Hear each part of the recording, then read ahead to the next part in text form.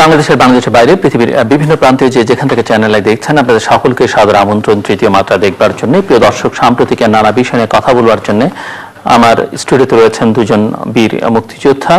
আমার বায়ে রয়েছেন অবসরপ্রাপ্ত মেজর নাসির উদ্দিন, তিনি লেখালেখি করছেন, দীর্ঘদিন ধরে গবেষণা করছেন, মুক্তিযুদ্ধ নিয়ে কাজ করেছেন এবং আমার খানিকটা সময় তিনি রাজনীতির সঙ্গেও যুক্ত ছিলেন, সক্রিয়। এবং 1975 সালের যে নানা ঘটনা প্রবাহ, পরিবর্তন, পাল্টা পরিবর্তন, সেই সব ঘটনাবলীর সঙ্গেও নায়ক কিংবা খলনায়ক যেভাবে যে নানাভাবে নানানজন চিত্রিত হয়তো করবেন, সেই ঘটনাবলীর একজন শীর্ষ সারির মানুষ তিনি। আমার ডানে রয়েছেন অবসরপ্রাপ্ত মেজর সৈয়দ মোহাম্মদ ইব্রাহিম বীর প্রতীক, বাংলাদেশ কল্যাণ পার্টির চেয়ারম্যান, 20 দলীয় জোটের সঙ্গে যুক্ত, 20 দলীয় জোটের তিনি নেতা এবং তিনি মুক্তিযুদ্ধ করেছেন, তিনিও লেখালেখি করেন, একাধিক গ্রন্থ রয়েছে তার মধ্যে উল্লেখ করবার মতো বিষয় যে বাংলাদেশের স্বাধীনোত্তর বাংলাদেশে যে নানা সময়ে সামরিক বাহিনীর যেসব ক্ষমতার পারাবদলে ভূমিকা, সেই সব ভূমিকার কোন একটির সঙ্গে 90-এর দশকে তিনিও একভাবে যুক্ত হয়ে পড়েছিলেন এবং সেটিকেও নানানজন নানাভাবে দেখবার চেষ্টা করতে পারেন এবং সেই সূত্র ধরেই আসলে সামরিক বাহিনী থেকে তাকে সরে যেতে হয়। স্বাগত আপনার দুজনকে স্টুডিওতে। ধন্যবাদ। অনেকগুলো উল্লেখযোগ্য ঘটনা গতকালকের এবং আজকে আগামীকালকে, তার মধ্যে একটি হচ্ছে যে হোলি আর্টিজান গুলশানের যে ইনসিডেন্ট, সেটির যে মূল পরিকল্পনাকারী হিসেবে আমাদের আইন শৃঙ্খলা রক্ষাকারী বাহিনী বা মাস্টারমাইন্ড হিসেবে যাকে বলছিল তামিম চৌধুরী পুরস্কার ঘোষিত, যাকে ধরিয়ে দিলে পুরস্কার দেওয়া হচ্ছে, তিনি সহ 3 জন জঙ্গিকে গতকাল নারায়ণগঞ্জে একটি অভিযানে তারা নিহত হয়েছেন এবং বলা যেতে পারে যে এই বাংলাদেশে জঙ্গিবাদের যেটি বলা হচ্ছে যে পুরোপুরি মূলোৎপাটন করা না গেলেও অনেকটা সফলতার পথে এগিয়ে গেছে বাংলাদেশ, বিশেষ করে তামিম চৌধুরীর হত্যাকাণ্ডের পর থেকে। কারণ এর সঙ্গে মেজর জিয়াউদ্দিন নামে আরেকজন নাম বেশ কিছু কাল ধরে আমরা শুনে আসছি যে এরাই হলো তো মূল এই ঘটনার সঙ্গে যুক্ত। সো আপনি কিভাবে দেখছেন? এবং আরেকটি প্রশ্ন আসছে যে একাধিক মন্ত্রী আজ এবং আগামীকাল বাইরের পশ্চিমা দুনিয়ার আসবেন, তার মধ্যে উল্লেখযোগ্য হচ্ছে আগামীকাল বাংলাদেশ সফরে, একদিনের সফরে আসছেন কয়েক ঘন্টার জন্য মার্কিন পররাষ্ট্রমন্ত্রী জন কেরি। কেউ সোশ্যাল মিডিয়াতে আমি দেখছিলাম যে এর মধ্যে কোনো কোইন্সিডেন্স আছে কিনা, সেটিও একটু যদি আপনারা আলোচনায় নিয়ে আসেন। ধন্যবাদ জিলু। আমাকে আগে বলতে হবে? আমি বাদিক থেকে শুরু করি। আচ্ছা, আমি প্রথমেই বলবো আপনাকে অশেষ ধন্যবাদ আমাকে পরপর বেশ কয়েকবার এখানে ডাকার জন্য আলোচনা অনুষ্ঠানে। আজকে আমি বিশেষভাবে গৌরবান্বিত যে আমি মেজর জেনারেল ইব্রাহিম বীর প্রতীক তার সামনে বসে আছি এবং তার সাথে এটাই আমার প্রথম টক শো। আমরা একসাথে পিএমইতে ছিলাম, পাকিস্তান মিলিটারি একাডেমিতে। উনি একজন ভালো ক্যাডেট ছিলেন, he was a sword of honour if I am not wrong. তারপরে মুক্তিযুদ্ধে আমরা একই ব্যাটালিয়ানে ছিলাম, 2nd ইস্ট বেঙ্গল রেজিমেন্টে। উনিও যুদ্ধ করেছেন ইস্টার্ন সেক্টরে, আমিও যুদ্ধ করেছি as a company commander. So আমাদের ভিতরে একটা দীর্ঘ একটা কমরেডশিপ কাজ করছে, এখনো তা রয়েছে। আমরা একে অপরকে প্রায় টেলিফোনে আমরা কুশল বিনিময় করি। ধরনের হৃদ্যতা আপনাদের হৃদ্যতা এখনো আছে। জি, যদিও জেনারেল ইব্রাহিমের রাজনৈতিক অবস্থানটির সঙ্গে আমার খানিকটা দ্বিমত আছে, সে কারণে আপনারা টেবিলের দুই প্রান্তে। Right, thank you. তো আপনি ঠিকই বলেছেন যে বেশ নাটকীয় কিছু ঘটনা বিগত 2 মাসে বাংলাদেশে ঘটেছে এবং আগামীকাল 2 জন মন্ত্রী আসছেন, আজকে একজন কালকে একজন, জন কেরি, উনি যুক্তরাষ্ট্রের ফরেন সেক্রেটারি, উনি আসছেন। ওনার ঝোলায় কি আছে তা আমরা জানি না, তবে অনুমান করা যায় যে উনি কি বলবেন। এবং এখান থেকে তিনি আবার দিল্লি যাবেন। উনি সম্ভবত বাংলাদেশ সরকারকে এই জঙ্গিবাদের মোকাবেলায় তাদের যুক্তরাষ্ট্রের সহায়তার কথা বলবেন। এর পাশাপাশি যুক্তরাষ্ট্র কংগ্রেস এবং সিনেটে বিভিন্ন সময় যে হিয়ারিং হয়েছে, বাংলাদেশের সুশাসনের কথা বলা হয়েছে, বাংলাদেশের নির্বাচন যে প্রশ্নবিদ্ধ হয়েছে, এ সমস্ত কথা বলা হয়েছে। আমার মনে হয় উনি এ সম্পর্কেও কিছু বক্তব্য তুলে ধরবেন যুক্তরাষ্ট্রের প্রশাসনের পক্ষ থেকে, এটা আমার একটা ধারণা। তো যাই হোক, আমরা আশা করব যে জন কেরির এই সফর এবং যুক্তরাজ্যের মন্ত্রীর এই সফর যেন আনন্দদায়ক হয়, ফলপ্রসূ হয়, আমরা এই প্রার্থনা করছি। আমি তিনটি অনুষ্ঠানে এখানে বিশেষ করে মৌলবাদ যে জঙ্গি রূপ ধারণ করেছে বাংলাদেশে সেগুলোর উপরে আলোকপাত করেছি অল্প বিস্তর। আমি খুব একটা বড় বিশ্লেষক নই, আমি একজন এক্সপার্ট নই, তবে সাধারণভাবে আমি প্রথম থেকে বলেছি যে বাংলাদেশের রাজনৈতিক শূন্যতা, কন্টিনিউয়াস পলিটিক্যাল ভ্যাকিউম, এই তৃতীয় শক্তি, এই যে এটা একটা কিন্তু শক্তি, এটাকে আমরা অস্বীকার করতে পারবো না। আমরা অনেকেই বলে, সরকারের মন্ত্রীরা বলেন বা বিভিন্ন জন বলেন, বিভিন্ন সাংবাদিকরা বলেন যে না, এটা কোনো শক্তি নয়। তবে তারপর আমি বলবো এটা একটা শক্তি, তৃতীয় শক্তি, এবং entire government machinery is now engaged in combating them. সুতরাং তাদেরকে অবশ্যই বলতে হবে যে they are a power to be reckon with now. তো আগে থেকে বলা হয়েছে সেই শক্তিটিকে আপনার কাছে মনে হচ্ছে যে কল্যাণপুরের অভিযান, সারা দেশে নানান সময় নানা অভিযানে অনেককে ধরা হয়েছে, অনেকে ক্রসফায়ারে বা এনকাউন্টারে মারা গেছেন। কালকের যে অভিযান হলো নারায়ণগঞ্জে, যাতে একজন মাস্টার মাইন্ড পর্যন্ত যাকে ধরিয়ে দেওয়ার জন্য পুরস্কার ঘোষণা করা হচ্ছে, তিনিও এনকাউন্টারে মারা গেলেন। সো একটি তো এক ধরনের বড় সাফল্য। আসলে এখানে বিষয়টা হচ্ছে যে সরকারের যে অবস্থানটা, বিভিন্ন সময় সরকারের পক্ষ থেকে পুলিশের আইজি কথা বলছেন, র্যাবের ডিজি কথা বলছেন, ঢাকা মহানগরী পুলিশ কমিশনার কথা বলছেন, আমাদের মাননীয় স্বরাষ্ট্রমন্ত্রী কথা বলছেন। আমরা যদি একটু লক্ষ্য করে দেখি দেখবেন যে প্রত্যেকের স্টেটমেন্টের সাথে কিন্তু একটু কন্ট্রাডিকশন রয়ে গেছে। এই কন্ট্রাডিকশনের কারণে আমি আগেও বলেছি, এখনো বলছি, একটা আস্থাহীনতা কিন্তু জনমনের সৃষ্টি হয়েছে। এই আস্থাহীনতাটাকে জনগণের মন থেকে দূরে সরিয়ে ফেলার দায়িত্ব কিন্তু সরকারের।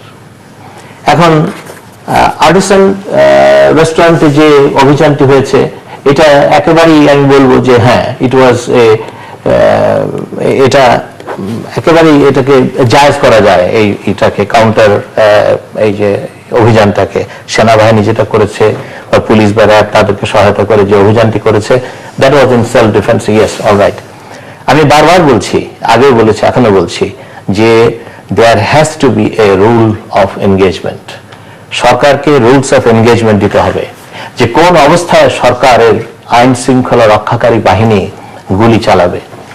এটা আমি গতবার 31শে জুলাই রাতে আমি ঠিক এখানে বসা ছিলাম। আমি জননেত্রী মাননীয় প্রধানমন্ত্রী শেখ হাসিনার কাছে আমি আবেদন করেছিলাম যে মাননীয় প্রধানমন্ত্রী, আপনি আপনার আইন শৃঙ্খলা রক্ষাকারী বাহিনীকে একটা রুলস অফ এনগেজমেন্ট আপনি দেন। কোন অবস্থাতে আইন শৃঙ্খলা রক্ষাকারী বাহিনী গুলি চালাবে, সেই একটা এই পলিসিটা আপনি দেন। আদারওয়াইজ পুলিশ বাহিনীর যে কোনো সদস্য যে কোনো লোককে হত্যা করবে এবং বলা হবে উনি জঙ্গি, না, এটা তো হয় না। একটা রুলস অফ এনগেজমেন্ট থাকতে হবে। এখন সরকারের তরফ থেকে বলা হচ্ছে অমুকে অমুকে অমুকে নাসিম, কি বললেন ছেলেটি, তামিম, এরা জঙ্গি এবং they are the mastermind. হ্যাঁ, ভালো কথা, আমরা বিশ্বাস করতে চাই যে he is the mastermind or they were the mastermind. কিন্তু কথা হচ্ছে যে আপনাদের যে কন্ট্রাডিক্টরি অবস্থানগুলো একের পর এক আপনি প্রথমে বলছেন যে এরা মাস্টার মাইন্ড ছিল, যারা তাজ মঞ্জিলে যারা নিহত হয়েছে এনকাউন্টারে তারা মাস্টার মাইন্ড ছিল। পরবর্তীকালে আপনারা আবার একটা প্রেস রিলিজ দিলেন বা সাংবাদিকদের সঙ্গে কথা বলার সময় বললেন যে না, এদের পিছনে আরো আছে মাস্টার মাইন্ড। তারপরে আপনি বললেন one major Zia, he is a dismissed officer from the armed forces, বললেন তামিমের কথা। তারপরে আপনি বলছেন, গতকাল বলেছেন যে কিছু কিছু রাজনৈতিক দলেরও মদত থাকতে পারে এর পিছনে। মদত থাকতে পারে না, মদত রয়েছে এর পিছনে। আমরা এই জন্যই বলেছি যে আপনারা এনকাউন্টার তৈরি করে এদেরকে হত্যা করবেন না। আমরা এদের মুখ থেকে জানতে চাই যে ওয়াই দে আর কমব্যাটিং আস। আমরা তো এদের মতোই মুসলমান, এদের থেকে বেটার মুসলিম। আমরা 5 ওয়াক্ত নামাজ পড়ি, আমরা কলমা পড়ি, আমরা জানাজা হয় আমাদের ইসলামী আকীদায়। আমরা সৌদি আরবের যে কোনো মুসলমানের থেকে আমরা বেটার মুসলিম। তাহলে তাদের কনোটেশনটা কি, তাদের অবস্থানটা কি, যে তারা আমাদেরকে কমব্যাট করবে, তারা কি ইসলাম কায়েম করতে চাচ্ছে বাংলাদেশে, এটাই আমাদের জানার ছিল। সেজন্য আমি বলেছি যে আমরা চেষ্টা করব তাদেরকে যেন ধরা হয়, তাদের কাছ থেকে আমরা শুনতে চাই যে তারা কেন আমাদের বিরুদ্ধে যুদ্ধে লিপ্ত হয়েছে। জি, আসবো আবার আপনার কাছে। মেজর জেনারেল সৈয়দ মোহাম্মদ ইব্রাহিম, প্রশ্ন কি একই? তাই তো হয় ইউজুয়ালি। আপনি তো অনেকবার এসেছেন, উনি তাহলে আপনি আর আমি দুই হয়ে মিলে নকল করতেছি, মানে হলো আমি প্রশ্ন আগে জেনে গেছিলাম। যা হোক, আপনি চিন্তা করবার সুযোগ পেয়েছেন, Thank you. পজিশন আছেন আপনি। সম্মানিত দেশবাসী এবং দর্শক শ্রোতাকে আমি শ্রদ্ধা জানাচ্ছি, আসসালামু আলাইকুম, এবং বিসমিল্লাহির রহমানির রহিম বলে আমার কথা শুরু করছি। একটা হালকা মেজাজের কথা বলি আর কি। প্রায় সময় অনেক টক শোতেই, যেহেতু আমি আমার জন্মস্থান, পৈতৃক ঠিকানা সবকিছু চট্টগ্রাম জেলার হাটাজারি উপজেলার কথা বলি, তো সেদিন জুমার নামাজে গিয়েছি। আমি যেখানে থাকি, অন্তত 50 ভাগ সময় থাকি, মহাকালী গুলশান। তো বলবে এখানে দেখেন 50 ভাগ আর ওখানে দেখেন 50 ভাগ, তো ওই 50 ভাগের নাম নেন, আমাদের নাম তো একবার নেন না। তো তাই বলছি যে যেখানে থাকি বা যেখানে জন্ম, সব জায়গায় মানুষের কথাই স্মরণ করি, সালাম দিই, শুভেচ্ছা জানাই। যে প্রশ্ন আপনি করেছেন তার পূর্বে উনি যেহেতু অত্যন্ত সৌজন্যবশত আমার কথা উল্লেখ করেছেন, আমিও বলে দিতে চাই যে তিনি পাকিস্তান সেনাবাহিনী মিলিটারি একাডেমি, যেটা কাকুলে অবস্থিত, সেখানে আমার সিনিয়র ছিলেন এবং সেনাবাহিনীর সৌজন্যে সারা জীবনের জন্য সিনিয়র বলে আমরা একজন আরেকজনকে জানি। তিনি শহীদপুর ক্যান্টনমেন্টে রংপুর সেনানিবাসে 1971 সালে 29 ক্যাভেলরি 29 ক্যাভেলরি নামক আর্মার্ড কোরের ইউনিট বা সাজোয়া ইউনিটের ছিলেন। সেখান থেকে পাকিস্তানিগণ তাদেরকে বন্দী করেন। বাংলাদেশ সেনাবাহিনীর রংপুর সেনানিবাসে অবস্থিত পদাতিক ডিভিশনের উদ্যোগে অত্যন্ত সুন্দর একটা ডকুমেন্টারি ফিল্ম হয়েছে, 14 মিনিট বা 17 মিনিটের মতো, যেটা সেই 29 ক্যাভেলরি রেজিমেন্ট এবং বাঙালি অফিসারদের ভূমিকার উপর, সেখানে ওনার ভূমিকাটা সুন্দরভাবে তুলে ধরা হয়েছে। অকুতোভয় ভূমিকা। ওনার বয়স তখন 21 বছর পার হয় নাই, অর্থাৎ একজন 21 বছরের তরুণ লেফটেন্যান্ট দেশের জন্য যুদ্ধের প্রথম দিনেই কি ভূমিকা রেখেছিলেন। উনি এবং লেফটেন্যান্ট ইবনে ফাজল বদিউজ্জামান, আমার আর্মির ক্লাস ফ্রেন্ড বা কোর্সমেট, উভয়কে বন্দী করেছিল। উভয়ই পাকিস্তানিদের বন্দিশালা থেকে মুক্তি পায়, উভয়ই কলকাতায় রিপোর্ট করে মুক্তি পেয়ে পালিয়ে গিয়ে উভয়কে আবার 3 নম্বর সেক্টরে তৎকালীন মেজর সফিউল্লাহ দিনে পাঠানো হয়, 2য় বেঙ্গল বা 3 নম্বর সেক্টর, এবং উভয়ই 3 নম্বর সেক্টরের সঙ্গে ছিলেন। উনি 11 বেঙ্গলে চলে যান বা পাঠানো হয়, বদিউজ্জামান আমাদের সঙ্গে ছিলেন। আখাউড়ার যুদ্ধে ডিসেম্বর মাসের 3 তারিখ বদিউজ্জামান শহীদ হন। আর উনি 11 বেঙ্গলের সঙ্গে অত্যন্ত সুন্দরভাবে যুদ্ধ করেছেন। তার পূর্বে তো করেছেনই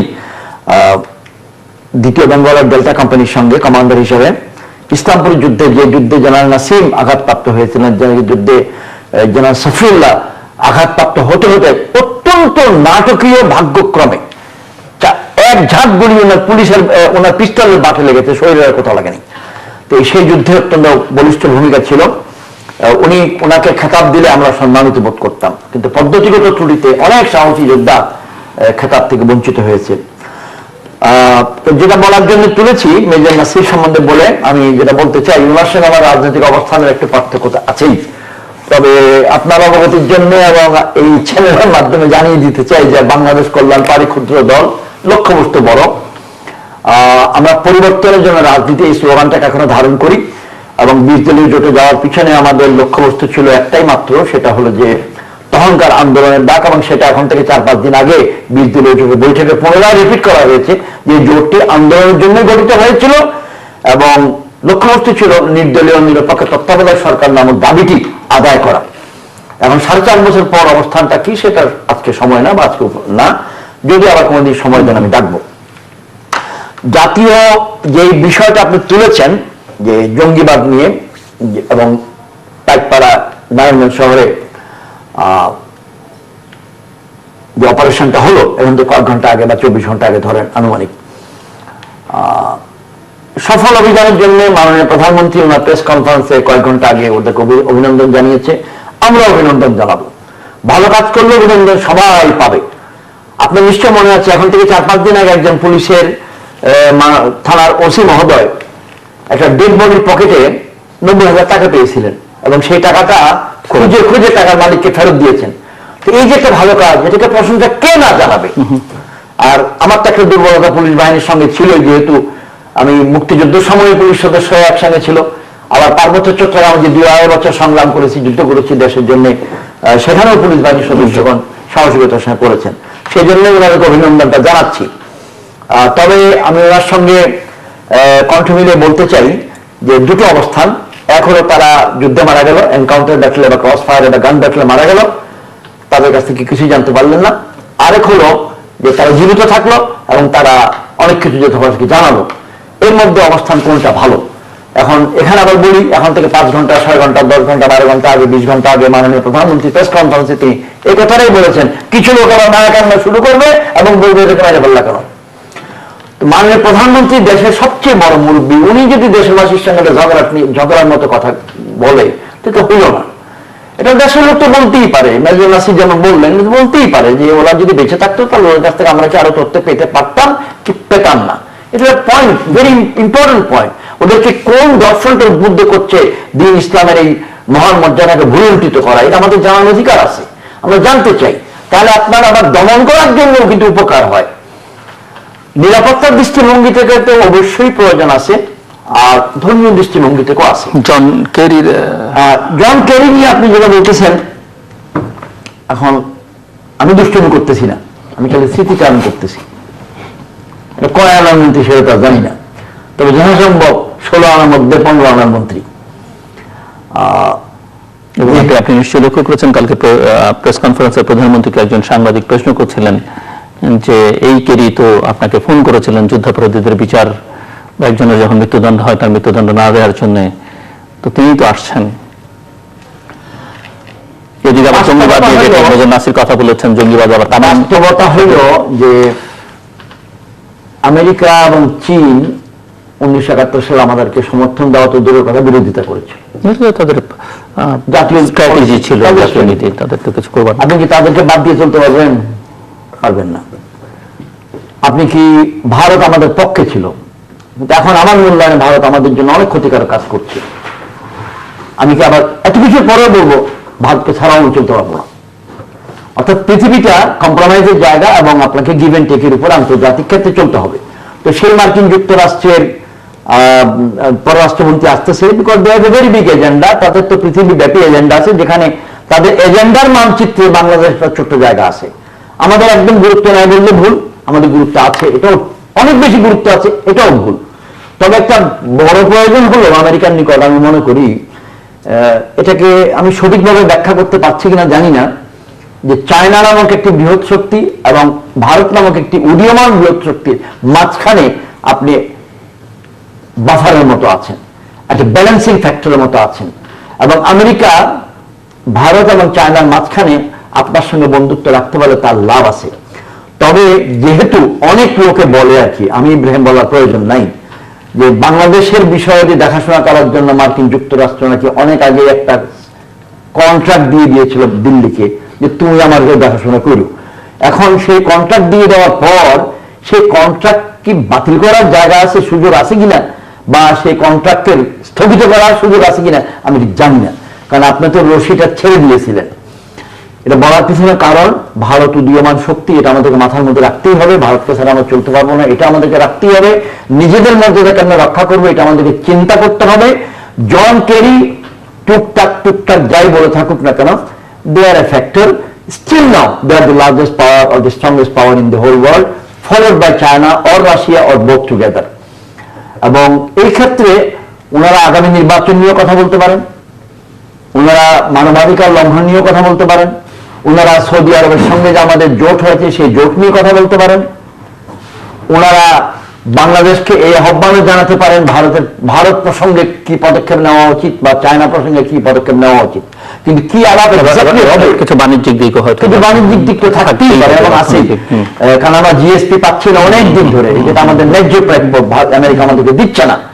এটা মাননীয় বাণিজ্য মন্ত্রী প্রধানমন্ত্রী বলেছেন যে আলোচনা হলো, উনি যাবার পরে জানাবেন। কিন্তু এখন আমরা মাননীয় প্রধানমন্ত্রী চাইলেই সব জানাতে পারবেন না, আর জন কেরি সাহেব চাইবেন ওরা জানাইতে।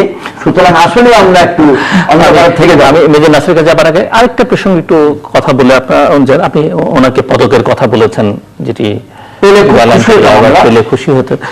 আপনি জানেন যে মন্ত্রী সভা কমিটি জিয়াউর রহমান প্রাক্তন রাষ্ট্রপতি এবং বিএনপি প্রতিষ্ঠাতা, তার যে স্বাধীনতা পদক সেটিকে প্রত্যাহার করে নেবার সিদ্ধান্ত নিয়েছে। তো এই বিষয়ে আপনাদের কোনো মন্তব্য যদি থাকে বা বক্তব্য, যেহেতু আপনারাও মুক্তিযোদ্ধা এবং যারা সিদ্ধান্ত নিয়েছেন ওনারা রাজনীতি করেন এবং প্রতিষ্ঠিত স্বনামধন্য রাজনৈতিক দলের সদস্য, তার নাম বাংলাদেশ আওয়ামী লীগ, ইংরেজিতে লেখে BAL, উচ্চারণটা সুন্দর না। ওনারা বাংলাদেশের স্বাধীনতা যুদ্ধের নেতৃত্ব দিয়েছেন এবং ওই নেতৃত্বের অধীনেই আমরা সামরিক অংশটুকু যুদ্ধ করেছি, রণাঙ্গনে যুদ্ধ করেছি। ওনাদের প্রতি শত সহস্র শ্রদ্ধা। কিন্তু এত বড় রাজনৈতিক দল হয়ে ওনারা কি একবারও চিন্তা করছেন না যে আমি এই পদক্ষেপটা নেওয়ার পরিপ্রেক্ষিতে আমার লাভ, আমি আওয়ামী লীগের লাভ কতটুকু আর আমি আওয়ামী লীগের ক্ষতি কতটুকু? মরহুম বা শহীদ রাষ্ট্রপতি জিয়াউর রহমান কবর থেকে কি ওনাদের কোন ক্ষতি করছেন? স্বাধীনতা পদকটি ওনার নামে আছে, সেটা ওনার পরিবারও নেয় নাই, মিউজিয়ামে আছে। আমার বিনীত নিবেদন এবং আবেদন, প্রতিহিংসার রাজনীতি প্রতিহিংসায় জন্ম দেয়। প্রতিহিংসার রাজনীতি থেকে ক্ষমা পাওয়া রাজনীতির অঙ্গনে উদাহরণ খুব কম। লোকে বলে জিসাস ক্রাইস্ট, আমাদের ভাষায় হযরত ঈসা আলাইহিস সালাম, আর খ্রিস্টানদের ভাষায় জিসাস ক্রাইস্ট নাকি বলেছিলেন, তুমি আমাকে এক গালে চড় মেরেছ, তুমি আরো একটা গাল নাও, সেখানে আরেকটি চড় দাও। এটা রাজনীতির ভাষায় কিন্তু রাজনীতির অঙ্গনে চলে না। আমি আবেদন করব বর্তমান শাসক রাজনৈতিক দলকে যে আপনারা মুক্তিযোদ্ধা জিয়াউর রহমান, সেক্টর কমান্ডার জিয়াউর রহমান, বীর উত্তম জিয়াউর রহমান, বঙ্গবন্ধুর হয়ে যিনি স্বাধীনতার ঘোষণা কালুরঘাট বা তার কেন্দ্র থেকে প্রচার করেছিলেন সেই জিয়াউর রহমান এবং রাষ্ট্রপতি জিয়াউর রহমান, এতগুলি পরিচয় বলার পরও কি আপনারা স্বাধীনতা পদকটি ফেরত দিবেন কিনা মেহরবানি করে পুনরায় বিবেচনা করুন। আমি অত্যন্ত গরিব, সাধারণ গ্রামের ভাষায় বলে নাদান, নালায়, গুনাহগার বান্দা, কিন্তু যদি কাজ ঠিক করেন অত্যন্ত অশুভ তাৎপর্য আপনাদের জন্য ভবিষ্যৎ অপেক্ষা করবে। আমি মেজর জিয়াউর রহমানকে দেখেছি পাকিস্তান মিলিটারি একাডেমিতে, উনি যখন একজন প্রশিক্ষক ছিলেন, সেখান থেকে অল্প বিস্তর তার সঙ্গে আমার পরিচয় ঘটে। মুক্তিযুদ্ধের ঠিক প্রারম্ভিক সময়ে রংপুরে একটা বিশাল একটা সামরিক মহড়া হয়েছিল, তিতুমির 2। ওখানে আমি ওনার স্টাফ অফিসার হিসেবে কাজ করেছিলাম 4-5 দিনের জন্য। তো ওনাকে কাছ থেকে দেখার কিছু সৌভাগ্য আমার হয়েছিল। মুক্তিযুদ্ধের সময় কোন জায়গাটা আমার ঠিক মনে নেই, আমার নিউরো প্রবলেম হওয়ার পর আমার একটি মেমোরি ল্যাপস হচ্ছে। আমার কোম্পানি, সেকেন্ড ইস্ট বেঙ্গলের একটি কোম্পানি, আমরা করিমগঞ্জে গিয়েছিলাম সুতারকান্দিতে সম্ভবত। সেখানে ওনার অধীনে আমি একটা যুদ্ধে অংশ নিয়েছিলাম, সেখানে আমি তার নেতৃত্ব দেখেছি, ওনার সরাসরি যুদ্ধে ওনার সাহসিকতা দেখেছি। একটি কথা জানলে অনেকে বলেন যে উনি কোনো সরাসরি যুদ্ধে অংশ নেননি, কেউ কেউ বলেন এটা বলাটা মনে হয় অনুচিত হবে, কারণ উনি সুতারকান্দি ব্যাটেলে, জকিগঞ্জ ব্যাটেলে উনি ছিলেন। কমান্ডাররা তো একেবারে সামনে সৈনিকের মতো যুদ্ধ করেন না, ওনারা রিয়ারে থাকেন, একটা মানে কমান্ড গ্রুপ, ও গ্রুপ নিয়ে তারা থাকেন, তো সেখান থেকে তারা পরিচালনা করেন। এরপরেও তার স্বাধীনতার পরে আমি জিয়াউর রহমান সাহেবকে খুব কাছ থেকে আমি দেখেছি। আমি যখন আর্মি হেডকোয়ার্টারে G2 কোঅর্ডিনেশন ছিলাম, general Ibrahim is going to bear me out, তখন তার সাথে ঘনিষ্ঠভাবে কাজ করার সুযোগ হয়েছে। এছাড়া উনি কালুঘাট থেকে যে স্বাধীনতার ঘোষণা দিয়েছিলেন, সেটা রংপুরে আমি যখন ছিলাম মুক্তিযুদ্ধের সময় শুনিনি, কিন্তু আমি এটুকু জেনেছি সৈনিকদের মুখ থেকে 26 তারিখ 27 তারিখের পর থেকে শুনেছি যে জিয়াউর রহমান নামে এক আর্মি মেজর, ইস্ট বেঙ্গল রেজিমেন্টের মেজর, বঙ্গবন্ধুর পক্ষে স্বাধীনতা ঘোষণা করেছে। এটা কিন্তু একটা কাপলিং, বঙ্গবন্ধু এবং জিয়াউর রহমান, অর্থাৎ জিয়াউর রহমান বঙ্গবন্ধুর পক্ষে স্বাধীনতার ঘোষণা পাঠ করেছেন কালুঘাট বেতার কেন্দ্র থেকে। এবং আমি বিশ্বাস করি এই যে ঘোষণাটি, এটা জনগণকে উদ্দোলিত করেছিল। তো এখন স্বাধীনতার 45 বছর পরে যদি তার এই যে স্বাধীনতার পদক বা তার যে সম্মান বা তার যে অবদান, এটাকে যদি ছিনিয়ে নেওয়া হয়, আমার মনে হয় এখানে ছোটখাটো একটা হীনমন্যতার বহিঃপ্রকাশ ঘটবে। এটা না করাই ভালো। এটা করলে এটার সঙ্গে কিন্তু আরো অনেক কিছু জড়িত আছে। এই যেমন জেনারেল ইব্রাহিম বললেন, ইসলামপুর ব্যাটেল যেটা হয়েছিল, এটা একটা রক্তক্ষয়ী যুদ্ধ ছিল। জেনারেল নাসিম ওখানে আহত হয়েছিলেন, ইন্ডিয়ান 2জন সৈনিক আমাদের সাথে ছিলেন, 2জন মারা গিয়েছিলেন। লেফটেন্যান্ট নজরুল, তখন এখন আমি মনে করি প্রতিমন্ত্রী আছেন, he was stuck in the battle. 34th force regiment তাদেরকে ঘেরাও করে রেখেছিল। আমি তখন একটা কাউন্টার অ্যাটাক করে তাদেরকে মুক্ত করেছিলাম। That was my battle, I conducted the whole battle. আমাকে পদক দেওয়া হয়নি। আগামীকাল যদি জিয়াউর রহমানের পদক ছিনিয়ে নেওয়া হয়, আমি তো তার পরের দিনে গিয়ে বলবো যে না, তাহলে আমাকে আমার পদক ফিরিয়ে দেওয়া হোক, আমাকে একটি পদক দেওয়া হোক, দিস ওয়াজ মাই কন্ট্রিবিউশন। সুতরাং এটা কিন্তু ইটস ভেরি কনফ্লিক্টিং, এটা করা উচিত না। আমাদের দেশে অনেক সমস্যা রয়েছে, অনেক সমস্যা রয়েছে, এই সমস্যাগুলো অ্যাড্রেস করা উচিত। এই যে আমি ইদানিং দেখছি, আমি মাননীয় প্রধানমন্ত্রীর কথা বলবো না, বিভিন্ন মন্ত্রী বিএনপির বিরুদ্ধে বিষোদ্গার করছে। তারা বলছে যে BNP is not a political party at all now, they are dead. আমি ব্যক্তিগতভাবে মনে করি yes, BNP is lacking a leadership. BNP উঠে দাঁড়াবার মতো শক্তি সম্ভবত এই মুহূর্তে নেই। তাহলে তাদের বিরুদ্ধে এই ভেনম স্প্রেড করে কি লাভ? বরঞ্চ সরকারের মন্ত্রীরা, সরকার ভবিষ্যতে জনগণের জন্য কি করবেন, ইকোনমিক প্রোগ্রাম কি, সোশ্যাল প্রোগ্রাম কি, পলিটিক্যাল প্রোগ্রাম কি, এগুলি বলাই বাঞ্ছনীয়। এই জিয়াউর রহমানের কাছ থেকে পদক ছিনিয়ে নেওয়া। মেজর নাসিরউদ্দিন, আপনি জিয়ার প্রসঙ্গ যেহেতু উঠলো এবং অগাস্ট মাসে আমরা কথা বলছি, 75-এর 15ই আগস্ট থেকে নভেম্বর পর্যন্ত 7ই নভেম্বর, এর পরে অনেক ঘটনাবলী আছে, কিন্তু এই সময়টা বেশ উত্তাল সময়, কলঙ্কজনক অধ্যায়, নানা ঘটনা প্রবাহের মধ্য দিয়ে বাংলাদেশ গেছে। একটা সময় একটি ঘটনার সঙ্গে তো আপনি নিজে সরাসরি 3 নভেম্বরের সঙ্গে যুক্ত, যে ঘটনার পরে 3 দিন বাংলাদেশে কোনো সরকার ছিল না বলে যে সরকার কে দেশ চালাচ্ছে কেউই জানতো না। আজকে এখনো সেই 75-এর কাটেনি, কিন্তু এখনো আওয়ামী লীগের সাধারণ সম্পাদক সৈয়দ আশরাফুল ইসলাম বলছেন যে 75-এর ঘটনার পুনরাবৃত্তি ঘটতে পারে, সবাইকে ইঙ্গিতে বুঝে নেবার জন্য বলছেন। তো 75 কিন্তু এখন পর্যন্ত একটা মিথের মতো, মানে অনেকের কাছে এখনো অনেক রহস্য অজানা, অনেক কিছু। এটি গবেষণার দাবি রাখে যে 75 নিয়ে। সেই ঘটনার কিছু আপনি আমাদের একটু বলবেন যে আমি 75-এর সেই সব ঘটনা বলি, ঘটনাটি বলার কারণ আমি বললাম যে আপনি নায়ক না খলনায়ক, আমি এই সিদ্ধান্ত বলতে পারছি না, আমি খলনায়ক হিসেবে নিজেকে ধরে নিচ্ছি। আসলে এই 72-এর শুরু থেকে নিয়ে 75-এর 15ই আগস্ট পর্যন্ত সময়টা, এটা একটা নাটকীয় একটা ঘটনা ছিল। আর প্রতিদিন একটা করে নতুন ঘটনা ঘটতো এবং প্রতিদিন একটা মেরুকরণ ঘটতো সেনাবাহিনীতে। তখন দেশের অবস্থানটা ছিল এরকম যে আওয়ামী লীগের মধ্যে একটা বিশাল অংশ, মানে খণ্ডিত অংশ, বিভিন্ন খণ্ডে খণ্ডিত অংশ, তারা স্বাধীনতার যুদ্ধে তাদের অংশগ্রহণটাকে রিকগনিশন চাইতেন, অংশগ্রহণের প্রশ্নে চাইতেন বঙ্গবন্ধুর কাছে। সেনাবাহিনীও চেয়েছে, আমরাও চেয়েছি যে আমরা যে কন্ট্রিবিউশন করেছি সেটার রিকগনিশন আমাদেরকে দেওয়া হোক। এটা ছিল একটা side. It was A struggle between various groups in the country, যে কে স্বাধীনতার জন্য অগ্রণী ভূমিকা পালন করেছে। This is one. কিন্তু সেখানে সেনাবাহিনীর সেনাবাহিনীর অগ্রগামিতা এটা অনেকটা পিছিয়ে ছিল।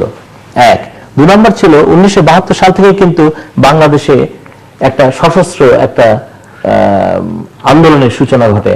আওয়ামী লীগ ছাত্রলীগ দুভাগ হয়ে যায়, এক ভাগ জাসদের সৃষ্টি করে, গণবাহিনীর সৃষ্টি হয়, সেনাবাহিনীতে বিপ্লবী সৈনিক সংস্থার জন্ম নেয়। ওদিকে হক, তোহা, মতিন, আলাউদ্দিন, দেবেন শিকদার, বাশার এবং সর্বহারা পার্টির সিরাজ শিকদার, তারা সশস্ত্র যুদ্ধের সূচনা করে। গভর্নমেন্টকে মোটামুটি 74-এর মাঝামাঝি সময় পর্যন্ত তারা সরকারকে প্রায় অকেজো করে ফেলে। এর পাশাপাশি ছিল মাওলানা আব্দুল হামিদ খান ভাসানীর আন্দোলন, প্রকাশ্য আন্দোলন। তার পাশাপাশি ছিল ভারতের মদতপুষ্ট হয়ে শান্তি বাহিনীর বিদ্রোহ চট্টগ্রাম হিল ট্র্যাপসে 1974 থেকে। এই সমস্ত কিছু নিয়ে একটা অস্থিরতার একটা পরিস্থিতির উদ্ভব ঘটেছে, যেখানে সেনাবাহিনী was not a unified command ছিল না। এটা আমি আজকে একেবারেই পরিষ্কারভাবে বলতে চাই, অনেকে আমার সাথে হয়তো দ্বিমত পোষণ করবেন, but army was not a unified command.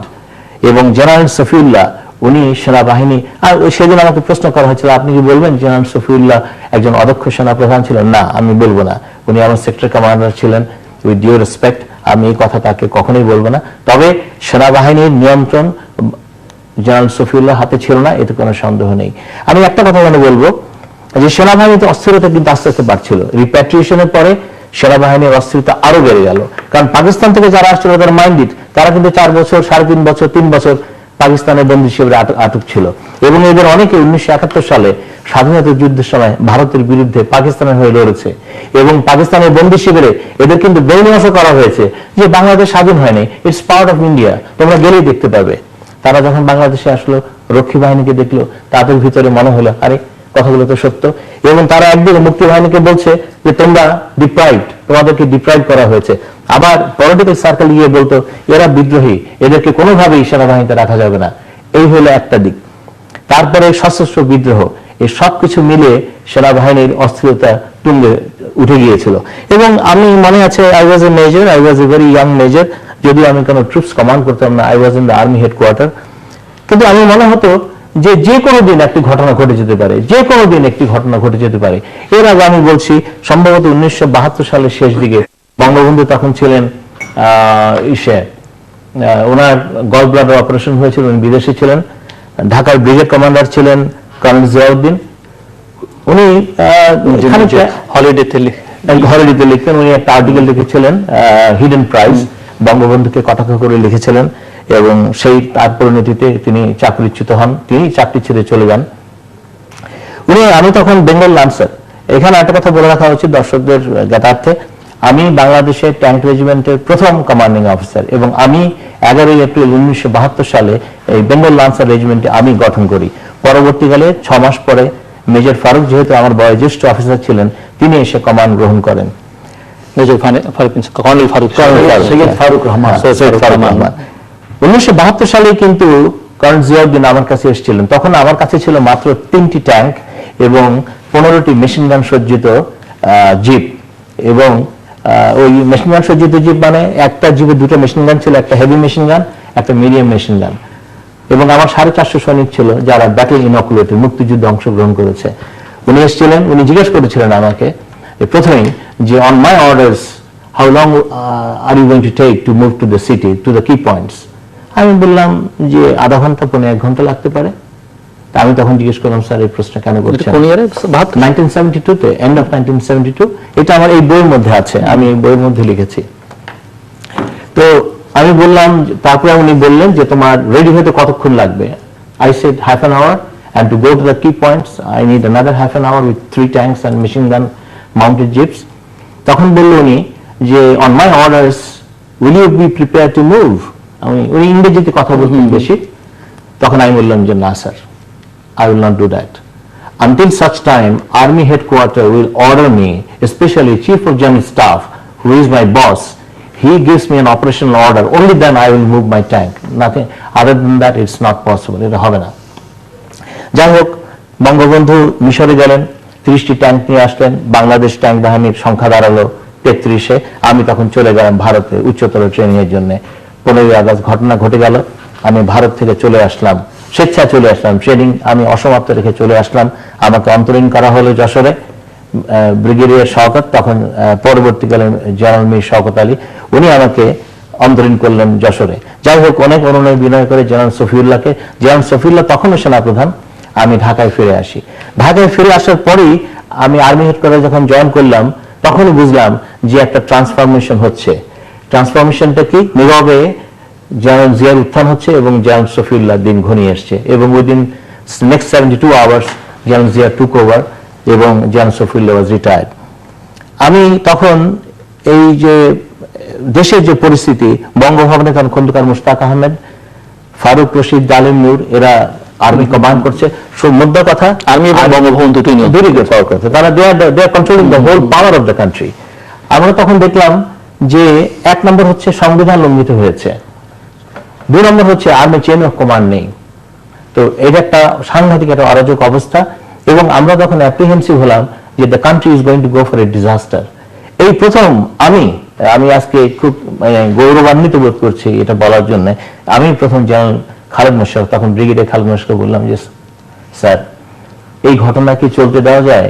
উনি চেয়ারে এভাবে দুলছিলেন, উনি দুলতেন চেয়ারে বসে, বললেন যে না, একটু অপেক্ষা করো। তুমি কি মনে করো বঙ্গবন্ধুর একজনও অনুসারী এদেশে বেঁচে নেই? একটু অপেক্ষা করো, give us some time, will hit back. আমার ঠিক 3 দিন পরে উনি আমাকে ডাকলেন অফিস টাইমের পরে।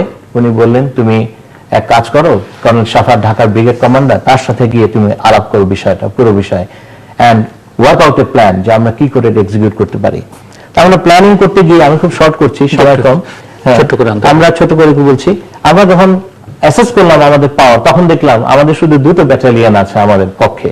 একটা হলো ঢাকার 1st Bengal regiment, major Hafizuddin বিএনপির, উনি ওটার নিয়ন্ত্রণ করেন মোটামুটি, এবং মেজর ইকবাল ছিলেন, উনিও ওটা ভালো একজন কমান্ডার ছিলেন।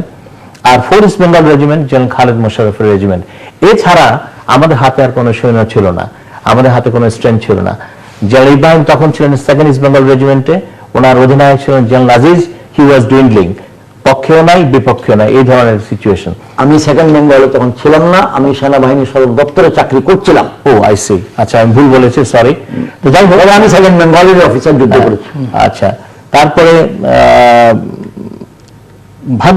সৌভাগ্যক্রমে আমরা এয়ারফোর্সের 9 জন অফিসারকে পেলাম যারা রাজি হলেন 2টি মিগ এবং 2টি হেলিকপ্টার অস্ত্রসজ্জিত করে they will fly and they can on orders they can strike at Bangabhaban এবং সৌরওয়াদী উদ্যান যেখানে ট্যাঙ্কগুলো মোবিলাইজ আছে।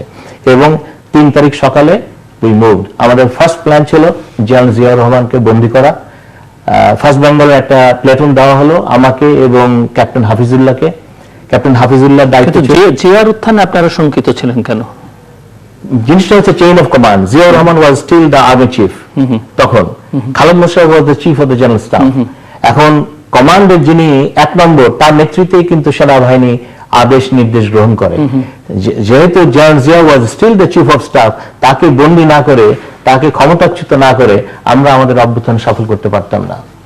আমরা জেনারেল জিয়াকে, আমার মনে আছে সেই দিনটি, এটা না বললেই না, ক্যাপ্টেন হাফিজুল্লাহর সাথে আমি যখন ডেপুটি চিফ অফ আর্মি স্টাফের বাসভবনে প্রবেশ করলাম, জেনারেল জিয়া ইউনিফর্ম পরে ওনার মার্সিডিজ গাড়িতে উঠবেন, তখনই তাকে বাধা দেওয়া হয়। ক্যাপ্টেন হাফিজুল্লাহ বললেন, sir don't get into the car. উনি বললেন, উনি ধমক দিলেন, ধমক দিয়ে উনি আবারও চেষ্টা করলেন গাড়িতে ওঠার জন্য। তখনই ক্যাপ্টেন হাফিজুল্লাহ ওনার সাবমেশিন গান কক করলেন যে জেনারেল জিয়াকে গুলি করবেন। এরকম একটা অবস্থা তৈরি হয়েছিল। বেগম খালেদা জিয়া দৌড় দিয়ে এসে জেনারেল জিয়ার সামনে দাঁড়ালেন, তা বললেন যে তুমি ভিতরে আসো, তুমি বাইরে যাওয়ার দরকার নেই। এটা হলো সকালের ঘটনা। তারপরে আমরা 5 তারিখে we overpower Khondaker Mushtaq, এবং খন্দকার মুশতাককে ওভার পাওয়ার করাটা খুব ডিফিকাল্ট ছিল। উই অনলি হ্যাড 2 রেজিমেন্টস এবং এন্টার আর্মি ওয়াজ হোস্টাইল।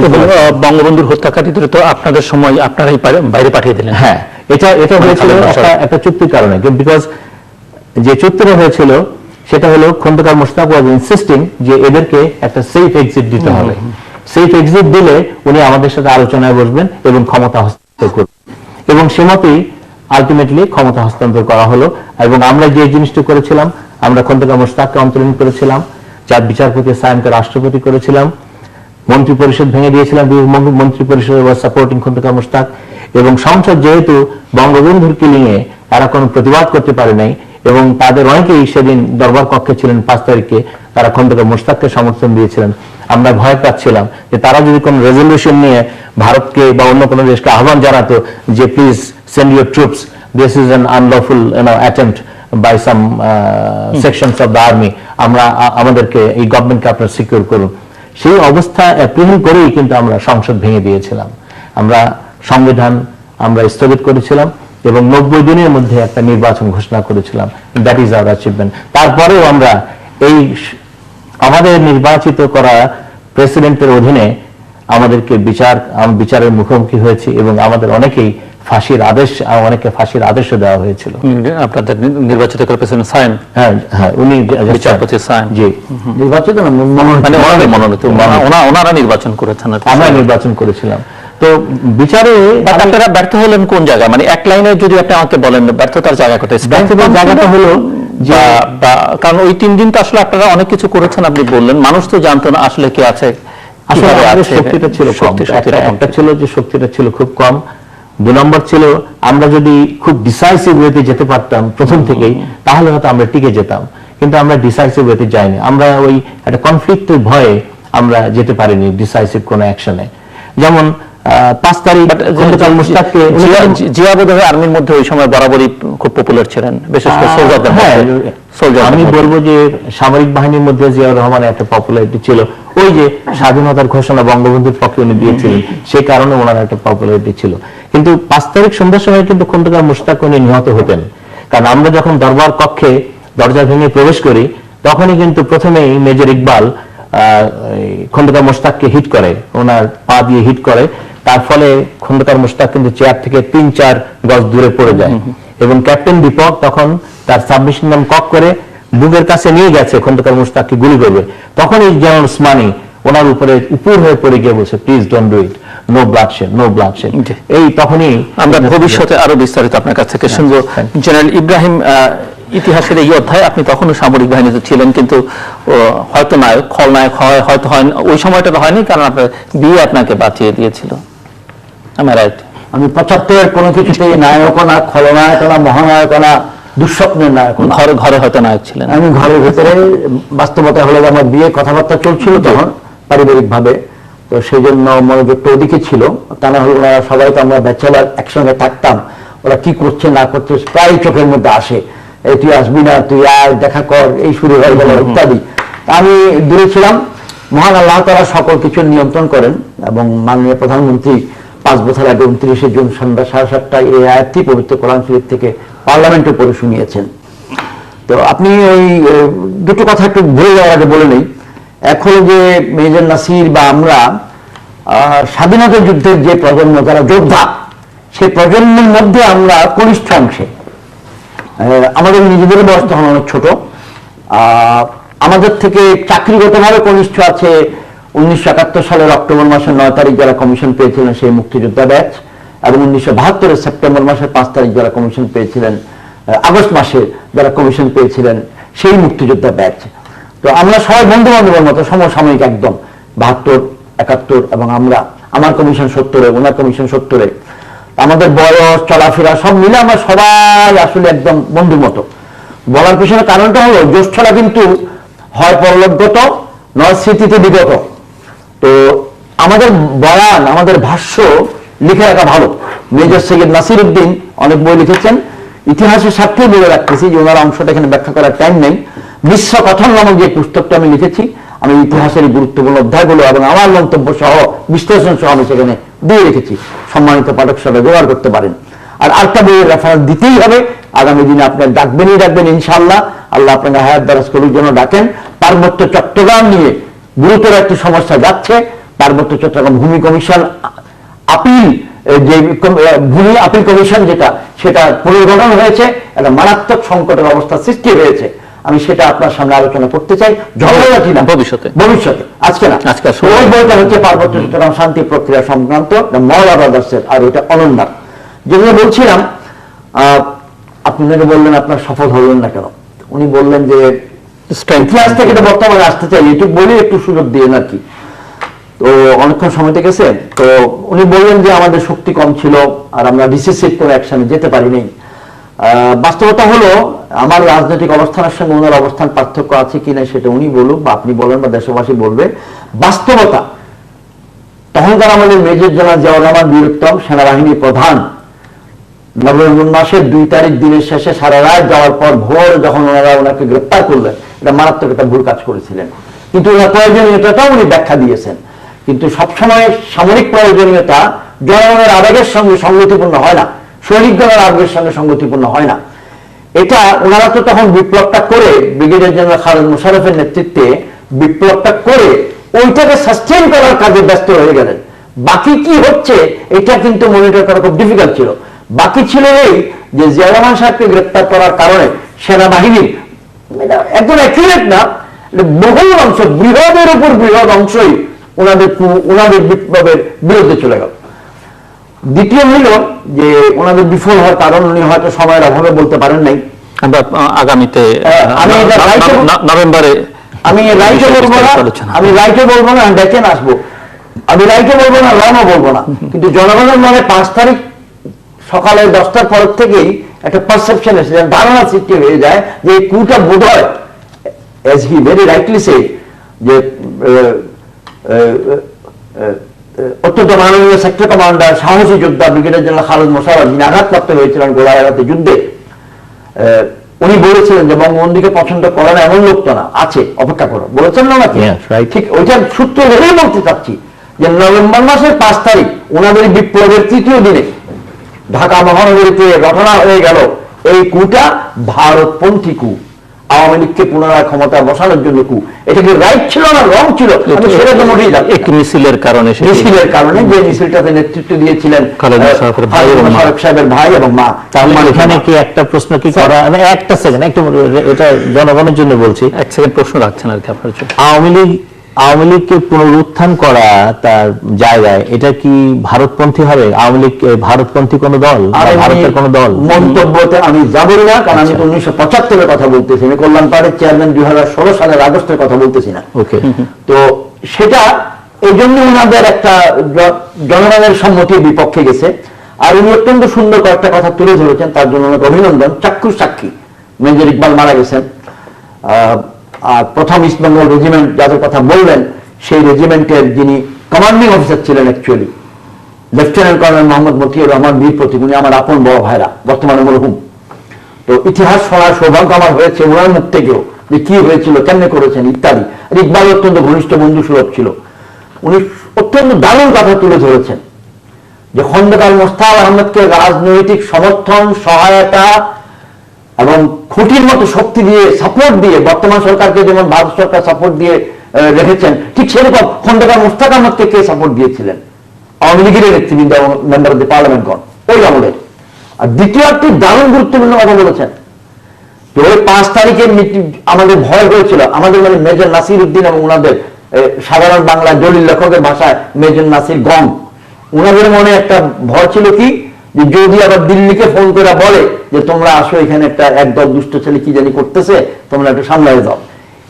উনি যা বলেছেন পড়ার মধ্যে মানুষে বলে read in between the lines, দুইটি লাইনের ফাঁকের মধ্যে কি আছে সেটা পড়ো। ওনার কথার মধ্যেও কিন্তু দুইটি বাক্যের ফাঁকের মধ্যে কি আছে সেটা আজকে 2016 সালের আগস্ট মাসে সম্মানিত শ্রোতা মণ্ডলী শুনতে পারেন, উদ্ধার করার চেষ্টা করতে পারেন। নভেম্বরে আমরা পরিষ্কার যদি চান। এখন আমি একেবারে শেষ প্রান্তে, বেশি সময় নেই, আপনার কাছে আমি আর আসবো না। আচ্ছা, আসবো না। তাহলে আপনি জানেন যে গতকাল প্রধানমন্ত্রী বিকেলে একটি সংবাদ সম্মেলন করেছেন এবং রামপাল ইস্যু নিয়ে যে বিতর্ক চলছে আমি একটু বেশি বলি, সেটি একটি সমাপ্তি রেখা তিনি টেনে দিয়েছেন যে এই বিদ্যুৎ প্রকল্পটি হচ্ছে দেশের স্বার্থে, দেশের জনগণের স্বার্থে, এবং এর বাইরে আসলে কিছু বলবার নেই।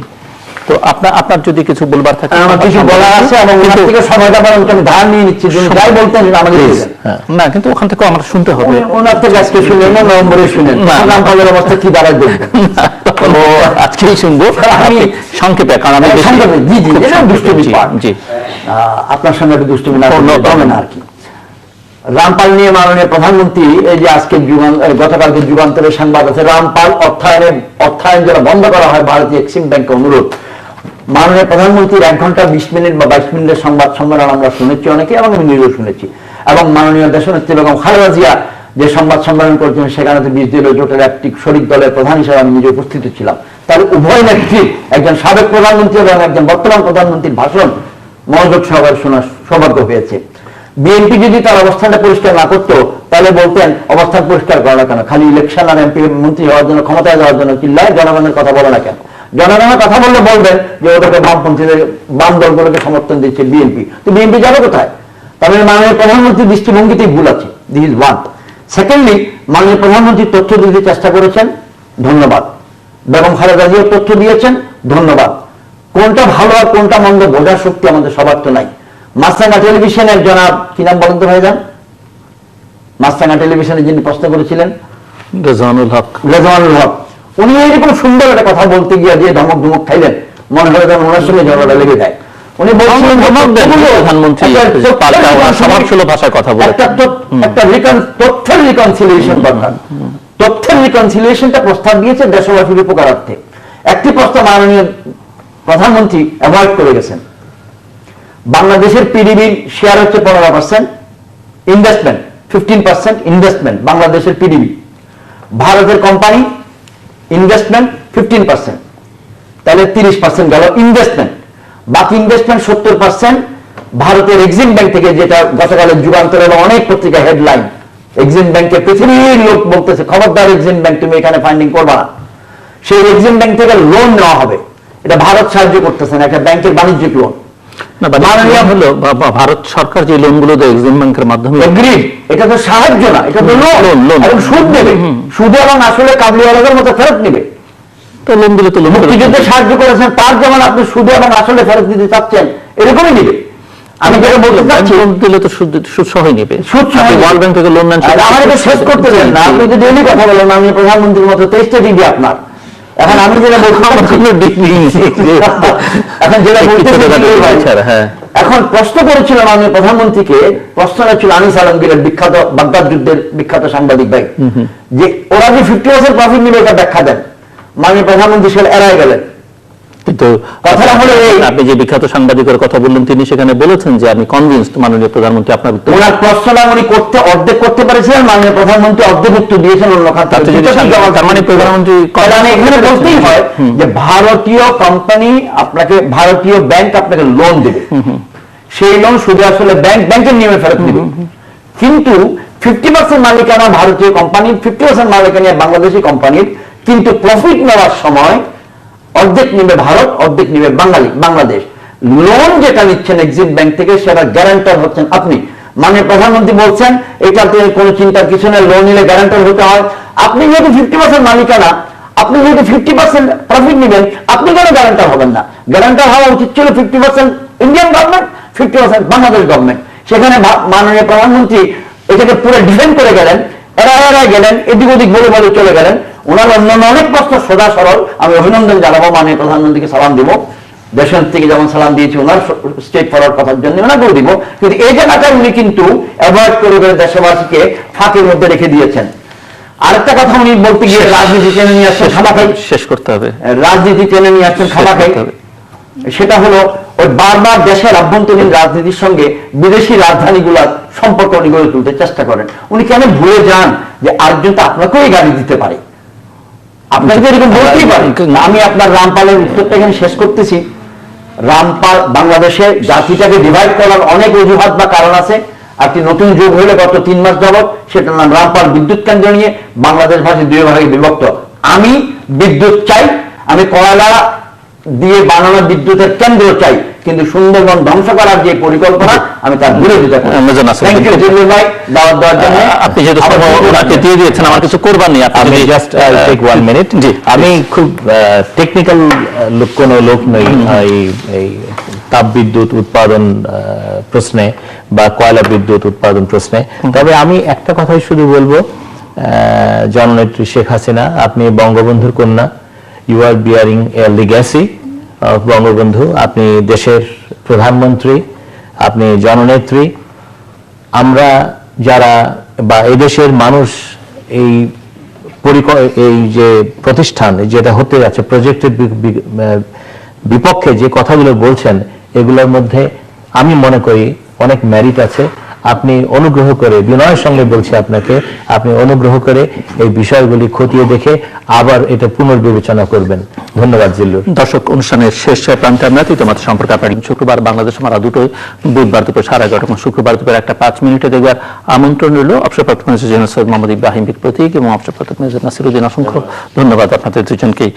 দর্শক মন্ডলী, গতকাল যে জঙ্গি বিরোধী অভিযান এবং সেই অভিযানের যে সাফল্য, সেটিকে আমার 2 অতিথি অভিনন্দন জানিয়েছেন যারা এই অভিযানের সঙ্গে যুক্ত ছিলেন। তবে আস্থাহীনতার যে সংকট রয়েছে সেটিকে স্মরণ করিয়ে দিয়েছেন। রুলস অফ এনগেজমেন্টটা কি, যেটি ওনারা অনেকবার বলেছেন, সেটি ঠিক করতে হবে এবং যাদেরকে গ্রেফতার করা হয় তাদের কাছ থেকে তথ্য পাওয়ার যে সুযোগটা, সেই সুযোগটা যেন ক্রস ফায়ার বা এনকাউন্টারের মাধ্যমে আমরা হাতছাড়া না করি, সেটিও স্মরণ করিয়ে দিয়েছেন। এবং এই যে আস্থাহীনতার কথা বলছেন, এটি অবশ্য নানান ক্ষেত্রে এই সংকটটি আমাদের রয়েছে, সে কথা ওনারা স্মরণ করিয়ে দিয়েছেন। জন কেরি আসছেন, মার্কিন পররাষ্ট্রমন্ত্রী। এই সফর স্বল্প সময়ের কিন্তু অনেক গুরুত্বপূর্ণ। অনেক ইস্যু আমার 2 অতিথি উচ্চারণ করেছেন, যেগুলোর সঙ্গে আমাদের রাজনীতি, আমাদের অর্থনীতি, আমাদের নিরাপত্তা, নানান কিছু জড়িয়ে আছে। যদিও এখানে একথাও আলোচনা এসছে যে এই মার্কিন মন্ত্রীদেরকে পয়সার হিসেবে মাপা হয়, যে কয় পয়সার মন্ত্রী, সেগুলো এইসব কথাবার্তা আমরা যদি একটু কম বলি, বিশেষ করে আমাদের নীতি নির্ধারকরা, সেটি বাংলাদেশের জন্য কল্যাণকর হবে। এবং এইটুকু কূটনৈতিক দক্ষতা, শিক্ষা, যোগ্যতা, বিশেষ করে যারা সরকার আছেন, শুধু পররাষ্ট্রমন্ত্রীদের নয়, এর বাইরে অন্যান্য মন্ত্রী যারা আছেন তাদেরও থাকা দরকার বলে মনে করেন। 1975-এর যে ঘটনাবলী, সেটিও আলোচনার মধ্যে এসছে এবং বাংলাদেশের ইতিহাসের অনেক উত্তেজনাপূর্ণ কলঙ্কময় অধ্যায় সেগুলো। এখানে যে জনগণকে সম্পৃক্ত না করলে কি দাঁড়ায়, অনেক ভালো উদ্দেশ্য, যদিও মেজর নাসিরউদ্দিন সেই ঘটনার সঙ্গে যুক্ত ছিলেন এবং সে কারণে তিনি তাদের যে সদুদ্দেশ্যগুলো ছিল সেগুলো ব্যাখ্যা করবার চেষ্টা করেছেন, কিন্তু ব্যর্থ কেন হলেন সেটি ওই যে সম্পৃক্ততার, জনসম্পৃক্ততা, আস্থা অর্জন করতে না পারা বাহিনীর মধ্যে, সাধারণভাবে জনগণের মধ্যে, সেটি যেটি মেজর জেনারেল সৈয়দ নওয়াব ইব্রাহিমও বলেছেন যে এরকম পরিস্থিতিতে আসলে সৎ উদ্দেশ্য থাকলেও সেটি বাস্তবায়ন করা সম্ভব হয় না। এবং সর্বশেষ যেটি নিয়ে আমরা আলোচনা করলাম, রামপাল বিদ্যুৎ কেন্দ্র, বহুল আলোচিত বিতর্কিত, তৃতীয় মাত্রা এই বিষয় নিয়ে আমরা কথা বলেছি, কিন্তু মোটামুটি ভাবে বাংলাদেশের প্রধানমন্ত্রী এটির ইতি টেনে দিয়েছেন গতকালের সংবাদ সম্মেলনের মধ্য দিয়ে যে এই বিদ্যুৎ কেন্দ্রটি হচ্ছেই। এখন জনগণের ইচ্ছে অনিচ্ছায় বললে জনগণ কতটা সংগঠিত, যারা প্রতিবাদ জানাচ্ছেন বা জনগণকে তারা কতটা সম্পৃক্ত করতে পারবেন তার উপরে নির্ভর করবে এটি হওয়া না হওয়ার। তবে সরকারের সিদ্ধান্ত, প্রধানমন্ত্রীর সিদ্ধান্ত এটি হতে যাচ্ছে। বাকিটা দেখবার জন্য ভবিষ্যতের দিকে তাকিয়ে থাকতে হবে আমাদের। দর্শক, আমাদের সঙ্গে থাকবার জন্য অসংখ্য ধন্যবাদ। আপনাদের সবার জন্য শুভকামনা। আছে মাস্টারমাইন্ড। তারপরে আপনি বললেন one major Zia, he is a dismissed officer from the armed forces, বললেন তামিমের কথা। তারপরে আপনি বলছেন, গতকাল বলেছেন যে কিছু কিছু রাজনৈতিক দলেরও মদত থাকতে পারে এর পিছনে। মদত থাকতে পারে না, মদত রয়েছে এর পিছনে। আমরা এই জন্যই বলেছি যে আপনারা এনকাউন্টার তৈরি করে এদেরকে হত্যা করবেন না। আমরা এদের মুখ থেকে জানতে চাই যে ওয়াই দে আর কমব্যাটিং আস। আমরা তো এদের মতোই মুসলমান, এদের থেকে বেটার মুসলিম। আমরা 5 ওয়াক্ত নামাজ পড়ি, আমরা কলমা পড়ি, আমরা জানাজা হয় আমাদের ইসলামী আকীদায়। আমরা সৌদি আরবের যে কোনো মুসলমানের থেকে আমরা বেটার মুসলিম।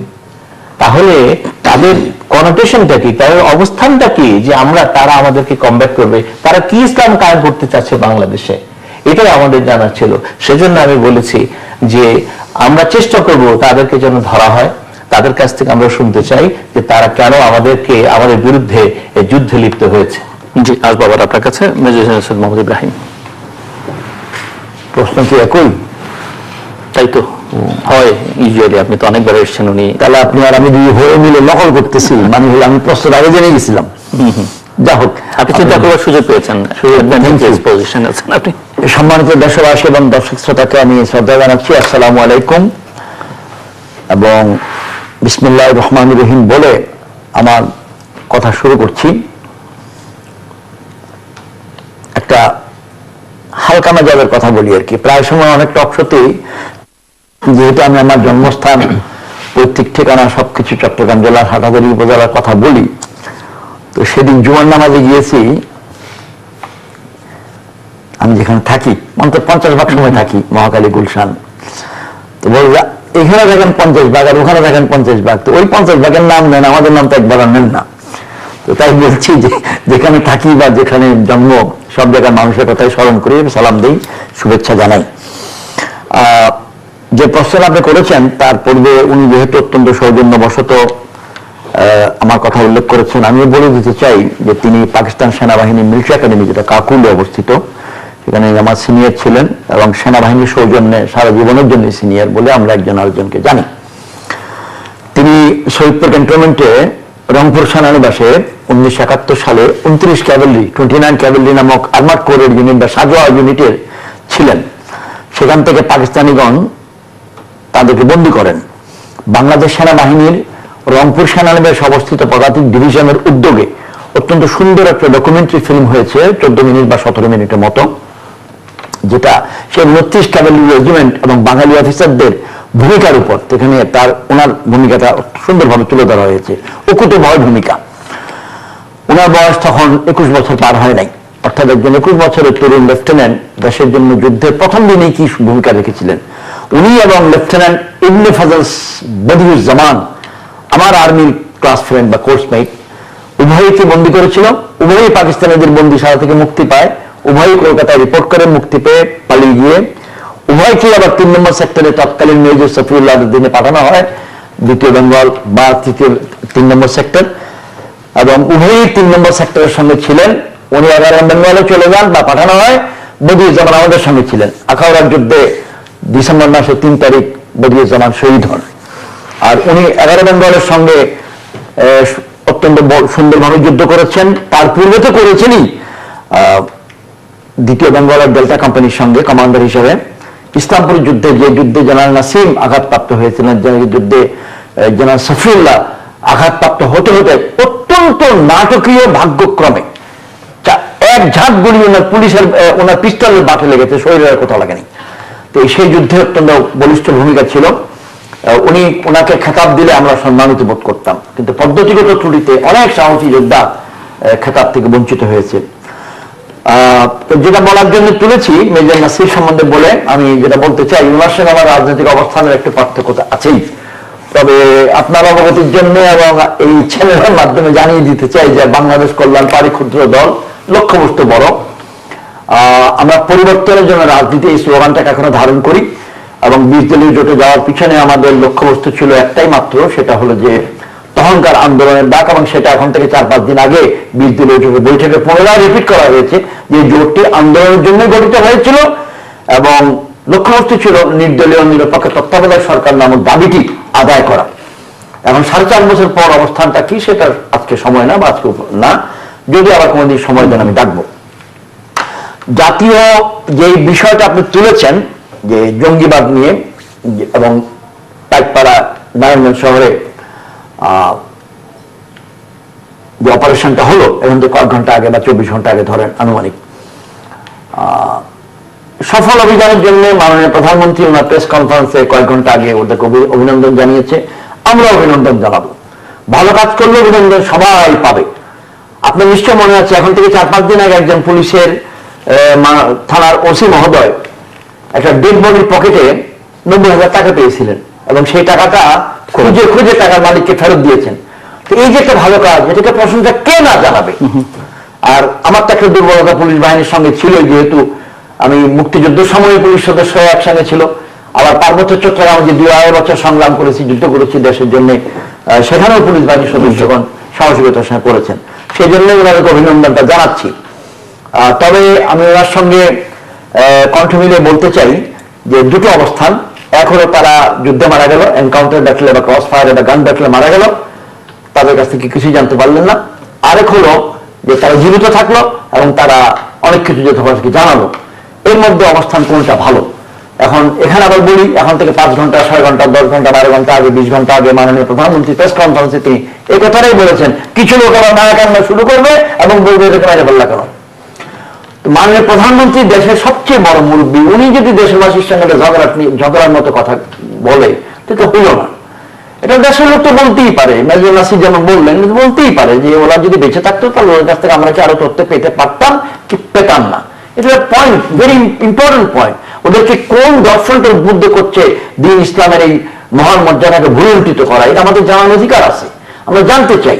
তাহলে আপনার আবার দমন করার জন্য কিন্তু উপকার হয়। নিরাপত্তার দৃষ্টিভঙ্গি থেকে তো অবশ্যই প্রয়োজন আছে, আর ধর্মীয় দৃষ্টিভঙ্গি থেকেও আছে। জন কেরি নিয়ে আপনি যেটা বলতেছেন, এখন আমি দুষ্টুমি করতেছি না, আমি খালি স্মৃতিচারণ করতেছি। এটা কয় আনার মন্ত্রী সেটা তো জানি না, তবে যথাসম্ভব 16 আনার মধ্যে 15 আনার মন্ত্রী। আপনি নিশ্চয়ই লক্ষ্য করেছেন কালকে প্রেস কনফারেন্সে প্রধানমন্ত্রীকে একজন সাংবাদিক প্রশ্ন করছিলেন যে এই কেরি তো আপনাকে ফোন করেছিলেন যুদ্ধাপরাধীদের বিচার বা একজনের যখন মৃত্যুদণ্ড হয় তার মৃত্যুদণ্ড না দেওয়ার জন্য, তো তিনি তো আসছেন। এদিকে আবার জঙ্গিবাদ নিয়ে নাসির কথা বলেছেন, জঙ্গিবাদ আবার বাস্তবতা হইল যে আমেরিকা এবং চীন 1971 সালে আমাদেরকে সমর্থন দেওয়া তো দূরের কথা বিরোধিতা করেছে। তাদের জাতীয় স্ট্র্যাটেজি ছিল, জাতীয় নীতি, তাদের তো কিছু করবার। আপনি কি তাদেরকে বাদ দিয়ে চলতে পারবেন? পারবেন না। আপনি কি, ভারত আমাদের পক্ষে ছিল, কিন্তু এখন আমার মূল্যায়নে ভারত আমাদের জন্য অনেক ক্ষতিকারক কাজ করছে। আমি কি আবার এত কিছুর পরে বলবো ভারতকে ছাড়াও আমি চলতে পারবো না? অর্থাৎ পৃথিবীটা কম্প্রোমাইজের জায়গা, এবং আপনাকে গিভ এন্ড টেকের উপর আন্তর্জাতিক ক্ষেত্রে চলতে হবে।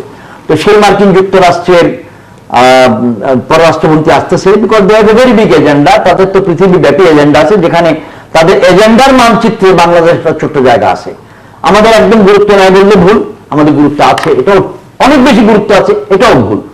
তবে একটা বড় প্রয়োজন হলো আমেরিকার নিকট, আমি মনে করি এটাকে আমি সঠিকভাবে ব্যাখ্যা করতে পারছি কিনা জানি না, যে চায়না নামক একটি বৃহৎ শক্তি এবং ভারত নামক একটি উদীয়মান বৃহৎ শক্তির মাঝখানে আপনি বাফারের মতো আছেন, একটা ব্যালেন্সিং ফ্যাক্টরের মতো আছেন, এবং আমেরিকা ভারত এবং চায়নার মাঝখানে আপনার সঙ্গে বন্ধুত্ব রাখতে পারলে তার লাভ আছে। তবে যেহেতু অনেক লোকে বলে আর কি, আমি ইব্রাহিম বলার এখন কমান্ডের যিনি 1 নম্বর, তার নেতৃত্বেই কিন্তু সেনাবাহিনী আদেশ নির্দেশ গ্রহণ করে। যেহেতু general Zia was still the chief of staff, তাকে বন্দী না করে, তাকে ক্ষমতাচ্যুত না করে আমরা আমাদের অভ্যুত্থান সফল করতে পারতাম না। আমরা জেনারেল জিয়াকে, আমার মনে আছে সেই দিনটি, এটা না বললেই না, ক্যাপ্টেন হাফিজুল্লাহর সাথে আমি যখন ডেপুটি চিফ অফ আর্মি স্টাফের বাসভবনে প্রবেশ করলাম, জেনারেল জিয়া ইউনিফর্ম পরে ওরা মার্সিডিজ গাড়িতে উঠবেন, তখনই তাকে বাধা দেওয়া হয়। ক্যাপ্টেন হাফিজুল্লাহ বললেন, sir don't get into the car. উনি বললেন, উনি ধমক দিলেন, ধমক দিয়ে উনি আবারও চেষ্টা করলেন গাড়িতে ওঠার জন্য। তখনই ক্যাপ্টেন হাফিজুল্লাহ ওনার সাবমেশিন গান কক করলেন যে জেনারেল জিয়াকে গুলি করবেন। এরকম একটা অবস্থা তৈরি হয়েছিল। বেগম খালেদা জিয়া দৌড় দিয়ে এসে জেনারেল জিয়ার সামনে দাঁড়ালেন, তা বললেন যে তুমি ভিতরে আসো, তুমি বাইরে যাওয়ার দরকার নেই। এটা হলো সকালের ঘটনা। তারপরে আমরা 5 তারিখে we overpower Khondaker Mushtaq, এবং খন্দকার মুশতাককে ওভার পাওয়ার করাটা খুব ডিফিকাল্ট ছিল। উই অনলি হ্যাড 2 রেজিমেন্টস এবং entire army was hostile.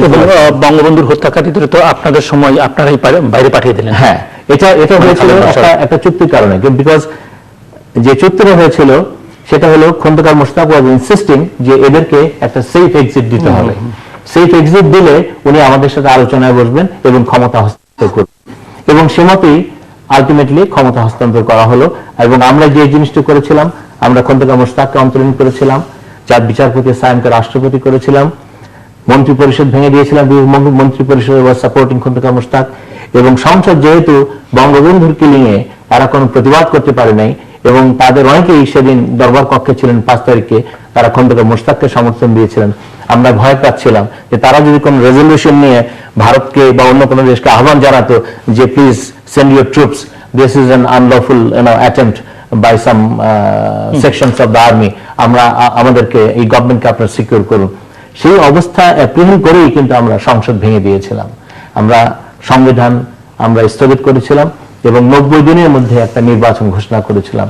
That is our achievement. তারপরেও আমরা এই আমাদের নির্বাচিত করা প্রেসিডেন্টের অধীনে আমাদেরকে বিচারের মুখোমুখি হয়েছে, এবং আমাদের অনেকে ফাঁসির আদেশও দেওয়া হয়েছিল। আপনাদের নির্বাচিত করা প্রেসিডেন্ট সায়েম, হ্যাঁ উনি বিচারপতি সায়েম, জি নির্বাচিত মানে ওনারা নির্বাচন করেছেন, আমরা নির্বাচন করেছিলাম। তো বিচারে আপনারা ব্যর্থ হলেন কোন জায়গা, মানে এক লাইনে যদি আপনি আমাকে বলেন ব্যর্থতার জায়গা কোথায়? ব্যর্থতার জায়গাটা হলো যে, কারণ ওই 3 দিন তো আসলে আপনারা অনেক কিছু করেছেন, আপনি বললেন, মানুষ তো জানতো না আসলে কে আছে। আসলে আমাদের শক্তিটা ছিল কম। একটা ছিল যে শক্তিটা ছিল খুব কম। 2 নম্বর ছিল আমরা যদি খুব ডিসাইসিভ ওয়েতে যেতে পারতাম প্রথম থেকেই, তাহলে হয়তো আমরা টিকে যেতাম, কিন্তু আমরা ডিসাইসিভ ওয়েতে যাইনি। আমরা ওই একটা কনফ্লিক্টের ভয়ে আমরা যেতে পারিনি ডিসাইসিভ কোনো অ্যাকশনে। যেমন 5 তারিখ খন্দকার মুশতাককে জিয়া বোধহয় আর্মির মধ্যে ওই সময় বরাবরই খুব পপুলার ছিলেন, বিশেষ করে সোলজারদের।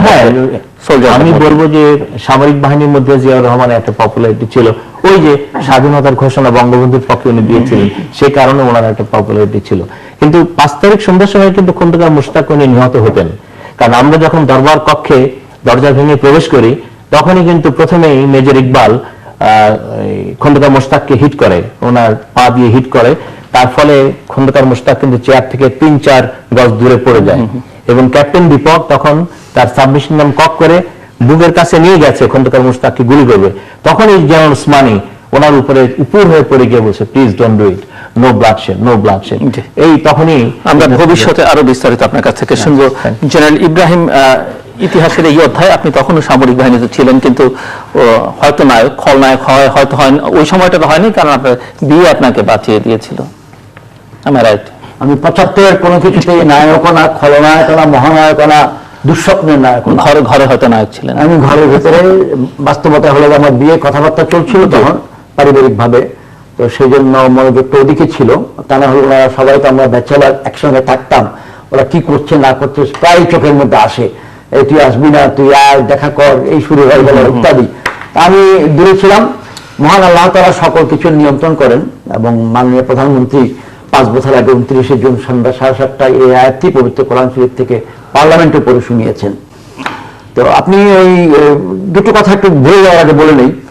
এক হলো যে মেজর নাসির বা আমরা স্বাধীনতা যুদ্ধের যে প্রজন্ম, যারা যোদ্ধা, সেই প্রজন্মের মধ্যে আমরা কনিষ্ঠ অংশে, আমাদের নিজেদের বয়স তখন অনেক ছোট। আমাদের থেকে চাকরিগতভাবে কনিষ্ঠ আছে 1971 সালের অক্টোবর মাসের 9 তারিখ যারা কমিশন পেয়েছিলেন সেই মুক্তিযোদ্ধা ব্যাচ, এবং 1972 সেপ্টেম্বর মাসের 5 তারিখ যারা কমিশন পেয়েছিলেন, আগস্ট মাসে যারা কমিশন পেয়েছিলেন সেই মুক্তিযোদ্ধা ব্যাচ। তো আমরা সবাই বন্ধু বান্ধবের মতো সমসাময়িক একদম, 72, 71 এবং আমার কমিশন 70-এ, ওনার কমিশন 70-এ। আমাদের বয়স, চলাফেরা সব মিলে আমরা সবাই আসলে একদম বন্ধুর মতো। বলার পিছনে কারণটা হলো জ্যেষ্ঠরা কিন্তু হয় পরলোকগত নয় স্মৃতিতে বিগত। তো আমাদের বয়ান, আমাদের ভাষ্য লিখে রাখা ভালো। মেজর সৈয়দ নাসির উদ্দিন অনেক বই লিখেছেন, ইতিহাসের স্বার্থে বলে রাখতেছি যে ওনার অংশটা এখানে ব্যাখ্যা করার টাইম নেই। মিশ্র কথন নামক যে পুস্তকটা আমি লিখেছি, আমি ইতিহাসের গুরুত্বপূর্ণ অধ্যায়গুলো এবং আমার মন্তব্য সহ বিশ্লেষণ সহ আমি সেখানে দিয়ে রেখেছি, সম্মানিত পাঠক সবাই ব্যবহার করতে পারেন। আর আরেকটা বইয়ের রেফারেন্স দিতেই হবে, আগামী দিনে আপনার ডাকবেন ইনশাআল্লাহ। আল্লাহ আপনাকে হায়াত দারাজ করুক, যেন ডাকেন। পার্বত্য চট্টগ্রাম নিয়ে গুরুতর একটি সমস্যা যাচ্ছে। পার্বত্য চট্টগ্রাম ভূমি কমিশন আপিল, যে ভূমি আপিল কমিশন সেটা পুনর্গঠন হয়েছে, একটা মারাত্মক সংকটের অবস্থা সৃষ্টি হয়েছে। আমি সেটা আপনার সামনে আলোচনা করতে চাই, ঝগড়াঝাটি না, ভবিষ্যতে, আজকে না। ওই বইটা হচ্ছে পার্বত্য চট্টগ্রাম শান্তি প্রক্রিয়া সংক্রান্ত, মওলা ব্রাদার্সের, আর ওইটা অনন্যার। যেগুলো বলছিলাম, আপনি বললেন আপনার সফল হলেন না কেন। উনি বললেন যে ইতিহাস থেকে বর্তমানে আসতে চাই, এটুকু বলে একটু সুযোগ দিয়ে আর কি। তো অনেকক্ষণ সময় গেছে। তো উনি বললেন যে আমাদের শক্তি কম ছিল আর আমরা ডিসিসিভ কোনো অ্যাকশনে যেতে পারিনি। বাস্তবতা হলো আমার রাজনৈতিক অবস্থানের সঙ্গে ওনার অবস্থান পার্থক্য আছে কিনা সেটা উনি বলুক বা আপনি বলেন বা দেশবাসী বলবে। বাস্তবতা তখনকার আমাদের মেজর জেনারেল জিয়াউর রহমান বীরোত্তম, সেনাবাহিনীর প্রধান, নভেম্বর মাসের 2 তারিখ দিনের শেষে সারা রাত যাওয়ার পর ভোর যখন ওনারা ওনাকে গ্রেপ্তার করলেন, এটা মারাত্মক একটা ভুল কাজ করেছিলেন। কিন্তু ওনার প্রয়োজনীয়তাটাও উনি ব্যাখ্যা দিয়েছেন। কিন্তু সবসময় সামরিক প্রয়োজনীয়তা জনগণের আবেগের সঙ্গে সংগতিপূর্ণ হয় না, সৈনিক দলের আবেগের সঙ্গে সংগতিপূর্ণ হয় না। এটা ওনারা তো তখন বিপ্লবটা করে, ব্রিগেডিয়ার জেনারেল খালেদ মোশাররফের নেতৃত্বে বিপ্লবটা করে ওইটাকে সাস্টেইন করার কাজে ব্যস্ত হয়ে গেলেন। বাকি কি হচ্ছে এটা কিন্তু মনিটর করা খুব ডিফিকাল্ট ছিল। বাকি ছিল এই যে জিয়াউর রহমান সাহেবকে গ্রেপ্তার করার কারণে সেনাবাহিনীর একদম অ্যাকুরেট না, বহু অংশ, বৃহদের উপর বৃহৎ অংশই ওনাদের বিপ্লবের বিরুদ্ধে চলে গেল। দ্বিতীয় হইল যে ওনাদের বিফল হওয়ার কারণ উনি হয়তো সময়ের অভাবে বলতে পারেন নাই। আমরা আগামীতে নভেম্বরে আমি রাইটে বলবো না, দেখেন আসবো, আমি রাইটে বলবো না, রনও বলবো না। কিন্তু জনগণের মনে 5 তারিখ সকালে 10টার পর থেকেই একটা পারসেপশন এসে যায়, ধারণা সৃষ্টি হয়ে যায় যে এই কুটা বোধ হয়, as he very rightly said, যে অত্যন্ত মাননীয় সেক্টর কমান্ডার, সাহসী যোদ্ধা ব্রিগেডিয়ার জেনারেল খালেদ মোশাররফ, যিনি আঘাতপ্রাপ্ত হয়েছিলেন গোলাঘাটে যুদ্ধে, উনি বলেছিলেন যে বঙ্গবন্ধুকে পছন্দ করে না এমন লোক তো না, আছে, অপেক্ষা করো, বলেছেন না নাকি? ঠিক ওইটার সূত্র ধরেই বলতে চাচ্ছি যে নভেম্বর মাসের 5 তারিখ ওনাদের বিপ্লবের 3য় দিনে ঢাকা মহানগরীতে ঘটনা হয়ে গেল এই কুটা ভারতপন্থী কু, আওয়ামী লীগকে পুনরায় ক্ষমতা বসানোর জন্য কু। এটা কি রাইট ছিল না রং ছিল? সেটা তো মোটেই যাচ্ছে একটি মিছিলের কারণে, যে মিছিলটাতে নেতৃত্ব দিয়েছিলেন খালেদ মোশাররফ সাহেবের ভাই এবং মা। এখানে কি একটা প্রশ্ন কি করা, একটা সেকেন্ড, একটু এটা জনগণের জন্য বলছি, 1 সেকেন্ড প্রশ্ন রাখছেন আর কি আপনার জন্য। আওয়ামী লীগকে পুনরুত্থান করা তার জায়গায় এটা কি ভারতপন্থী হবে? আওয়ামী লীগ ভারতপন্থী কোন দল, ভারতের কোন দল? মন্তব্যতে আমি যাবই না, কারণ আমি তো 1975-এর কথা বলতেছি, আমি কল্যাণ পাহাড়ের চেয়ারম্যান 2016 সালের আগস্টের কথা বলতেছি না।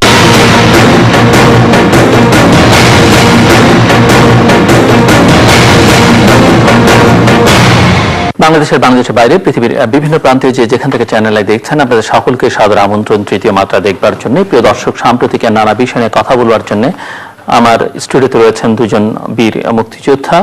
আমার বায়ে রয়েছেন অবসরপ্রাপ্ত মেজর নাসির উদ্দিন, তিনি লেখালেখি করছেন, দীর্ঘদিন ধরে গবেষণা করছেন, মুক্তিযুদ্ধ নিয়ে কাজ করেছেন, এবং আমার খানিকটা সময় তিনি রাজনীতির সঙ্গেও যুক্ত ছিলেন, সক্রিয়, এবং 1975 সালের যে নানা ঘটনা প্রবাহ, পরিবর্তন, পাল্টা পরিবর্তন, সেই সব ঘটনাবলীর সঙ্গেও নায়ক কিংবা খলনায়ক যেভাবে যে নানাভাবে নানানজন চিত্রিত হয়তো করবেন, সেই ঘটনাবলীর একজন শীর্ষ সারির মানুষ তিনি।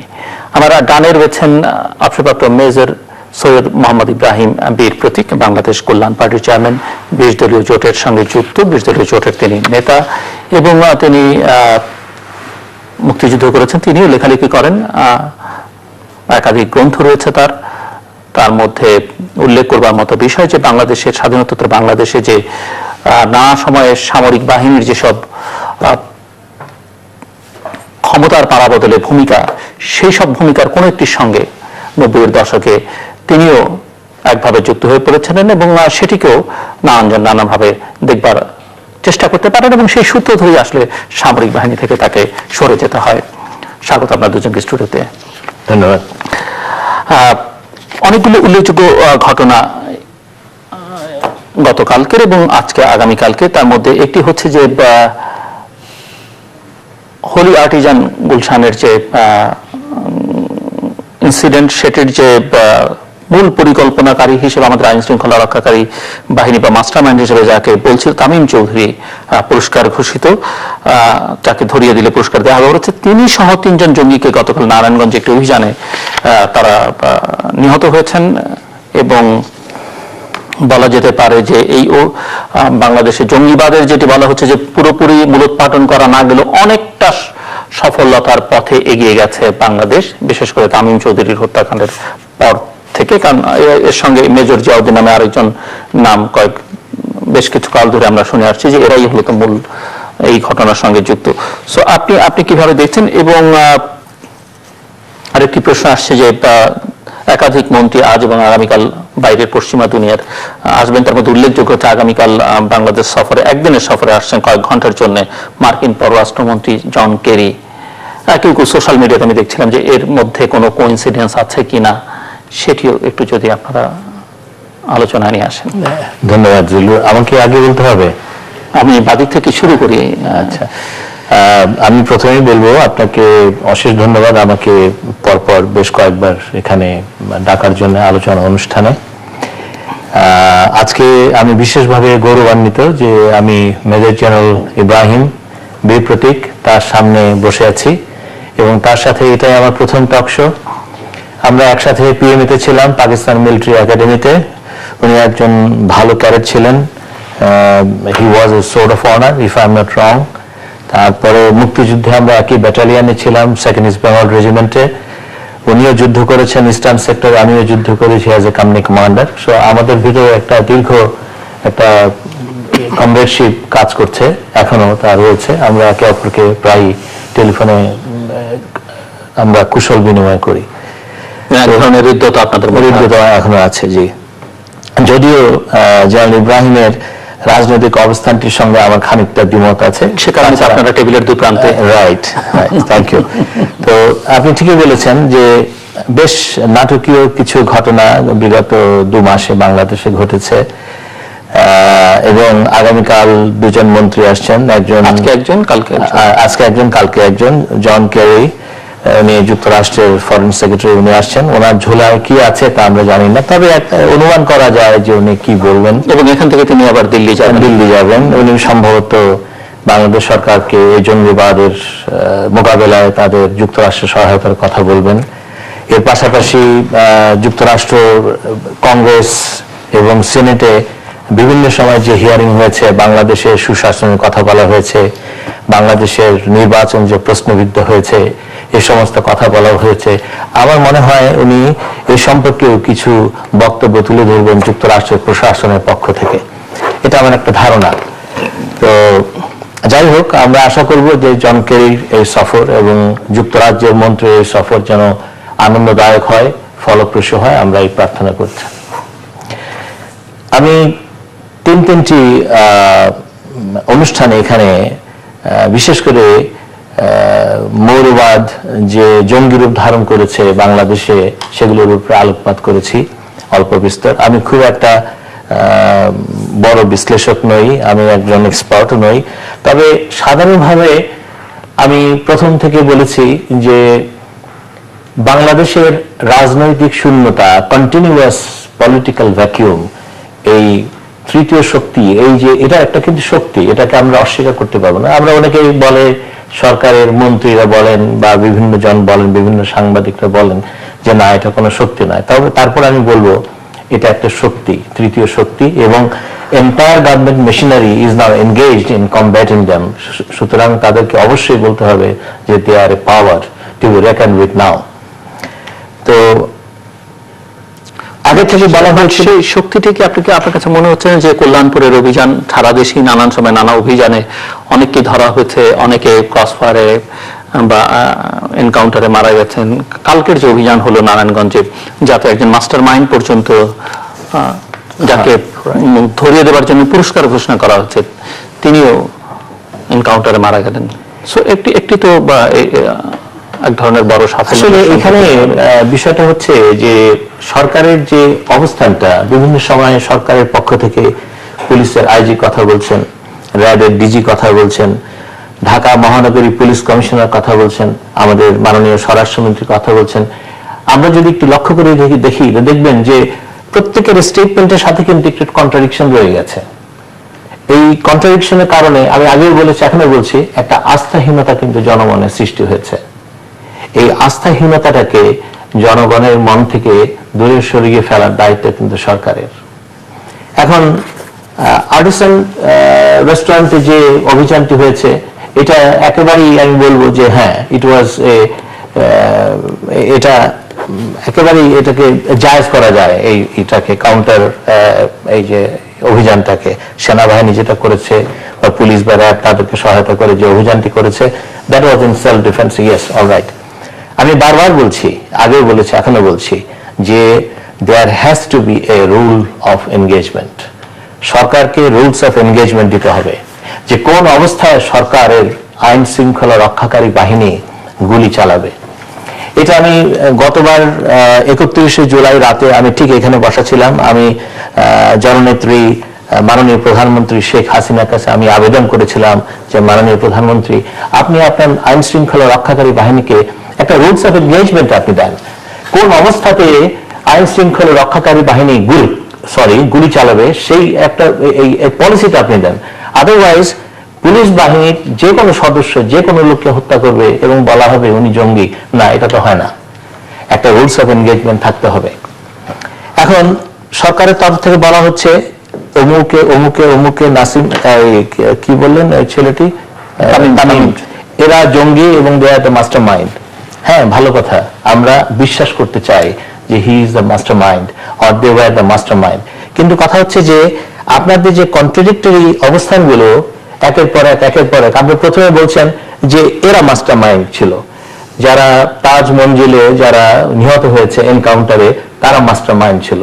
পরবর্তীকালে আপনারা আবার একটা প্রেস রিলিজ দিলেন বা সাংবাদিকদের সঙ্গে কথা বলার সময় বললেন যে না, এদের পিছনে আরো 72-এর শুরু থেকে নিয়ে 75-এর 15ই আগস্ট পর্যন্ত সময়টা, এটা একটা নাটকীয় একটা ঘটনা ছিল। প্রতিদিন একটা করে নতুন নতুন ঘটনা ঘটতো এবং প্রতিদিন একটা মেরুকরণ ঘটতো সেনাবাহিনীতে। তখন দেশের অবস্থানটা ছিল এরকম যে আওয়ামী লীগের মধ্যে একটা বিশাল অংশ, মানে খণ্ডিত অংশ, বিভিন্ন খণ্ডে খণ্ডিত অংশ, তারা স্বাধীনতার যুদ্ধে তাদের অংশগ্রহণটাকে রিকগনিশন চাইতেন, অংশগ্রহণের প্রশ্নে রিকগনিশন চাইতেন বঙ্গবন্ধুর কাছে। সেনাবাহিনীও চেয়েছে, আমরাও চেয়েছি যে আমরা যে কন্ট্রিবিউশন করেছি সেটার রিকগনিশন আমাদেরকে দেওয়া হোক। এটা ছিল একটা side. It was A struggle between various groups in the country, যে কে স্বাধীনতার জন্য অগ্রণী ভূমিকা পালন করেছে। This is one. কিন্তু সেখানে সেনাবাহিনীর সেনাবাহিনীর অগ্রগামিতা এটা অনেকটা পিছিয়ে ছিল। এক। 2 নম্বর ছিল 1972 সাল থেকে কিন্তু বাংলাদেশে একটা সশস্ত্র একটা আন্দোলনের সূচনা ঘটে। আওয়ামী লীগ ছাত্রলীগ দুভাগ হয়ে যায়, এক ভাগ জাসদের সৃষ্টি করে, গণবাহিনীর সৃষ্টি হয়, সেনাবাহিনীতে বিপ্লবী সৈনিক সংস্থার জন্ম নেয়। ওদিকে হক, তোহা, মতিন, আলাউদ্দিন, দেবেন শিকদার, বাশার এবং সর্বহারা পার্টির সিরাজ শিকদার, তারা সশস্ত্র যুদ্ধের সূচনা করে। গভর্নমেন্টকে মোটামুটি 74-এর মাঝামাঝি সময় পর্যন্ত তারা সরকারকে প্রায় অকেজো করে ফেলে। এর পাশাপাশি ছিল মাওলানা আব্দুল হামিদ খান ভাসানীর আন্দোলন, প্রকাশ্য আন্দোলন।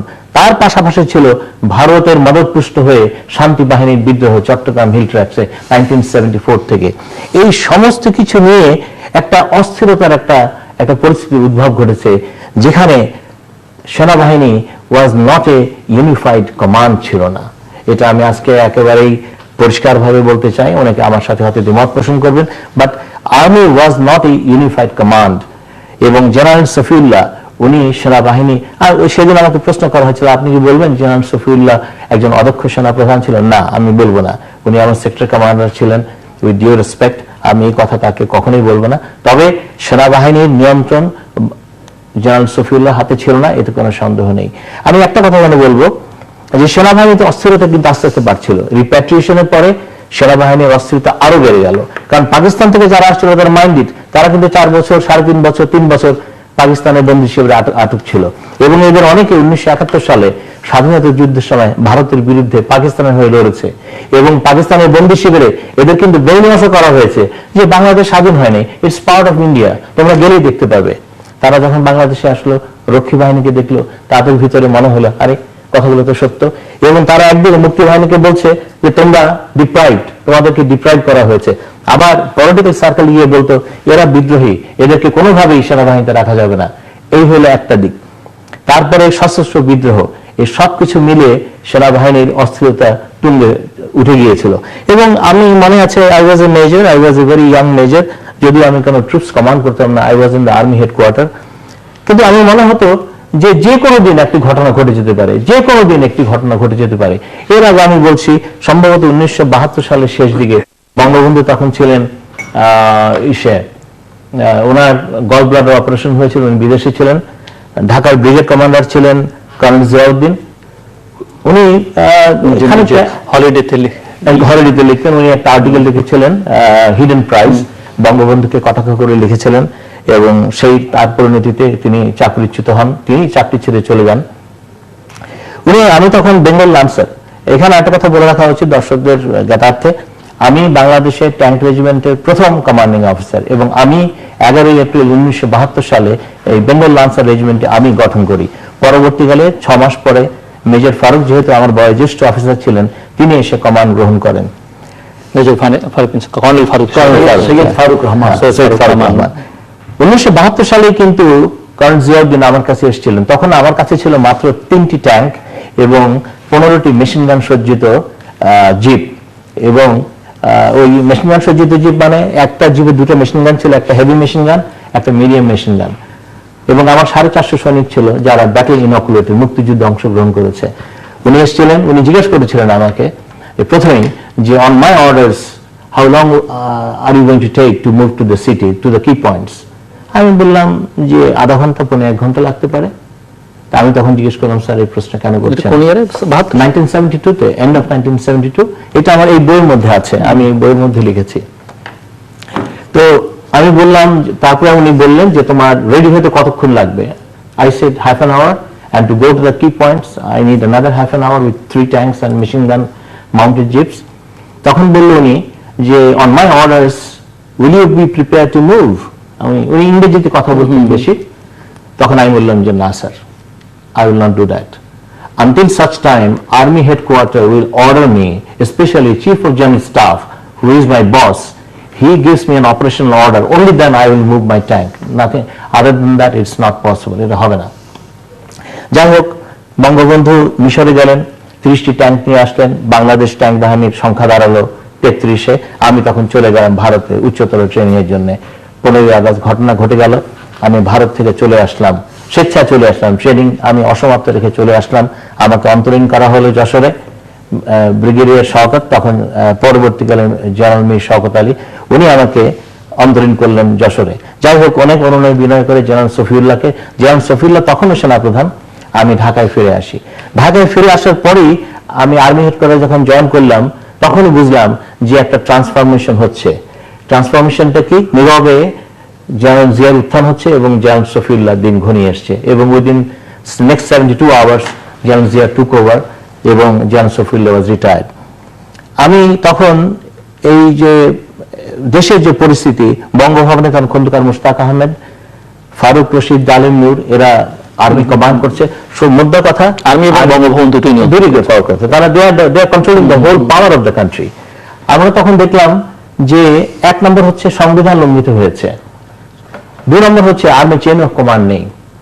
তো এটা একটা সাংঘাতিক একটা অরাজক অবস্থা, এবং আমরা তখন অ্যাপ্রিহেন্সিভ হলাম যে the country is going to go for a disaster. এই প্রথম আমি আজকে খুব গৌরবান্বিত বোধ করছি এটা বলার জন্য, আমি প্রথম জেনারেল খালেদ মোশাররফ, তখন ব্রিগেডিয়ার খালেদ মোশাররফকে বললাম যে স্যার এই ঘটনা কি চলতে দেওয়া যায়? উনি চেয়ারে ওইভাবে দুলছিলেন, উনি দুলতেন চেয়ারে বসে, বললেন যে না, একটু অপেক্ষা করো। তুমি কি মনে করো বঙ্গবন্ধুর একজনও অনুসারী এদেশে বেঁচে নেই? একটু অপেক্ষা করো, give us some time, will hit back. আমার ঠিক 3 দিন পরে উনি আমাকে ডাকলেন অফিস টাইমের পরে, উনি বললেন তুমি এক কাজ করো, কর্নেল সাফার ঢাকার ব্রিগেড কমান্ডার, তার সাথে গিয়ে তুমি আলাপ করো বিষয়টা, পুরো বিষয়, and work out A plan যে আমরা কি করে এক্সিকিউট করতে পারি। আমরা প্ল্যানিং করতে গিয়ে, আমি খুব শর্ট করছি, সবাই কম, আমরা ছোট করে কি বলছি, আমরা যখন অ্যাসেস করলাম আমাদের পাওয়ার, তখন দেখলাম আমাদের শুধু 2টো ব্যাটালিয়ন আছে আমাদের পক্ষে। একটা হলো ঢাকার 1st Bengal regiment, major Hafizuddin বিএনপির, উনি ওটার নিয়ন্ত্রণ করেন মোটামুটি, এবং মেজর ইকবাল ছিলেন, উনিও ওটার ভালো একজন কমান্ডার ছিলেন। আর 4th east Bengal regiment, general Khaled মোশাররফের রেজিমেন্ট। এছাড়া আমাদের হাতে আর কোনো সৈন্য ছিল না, আমাদের হাতে কোনো স্ট্রেংথ ছিল না।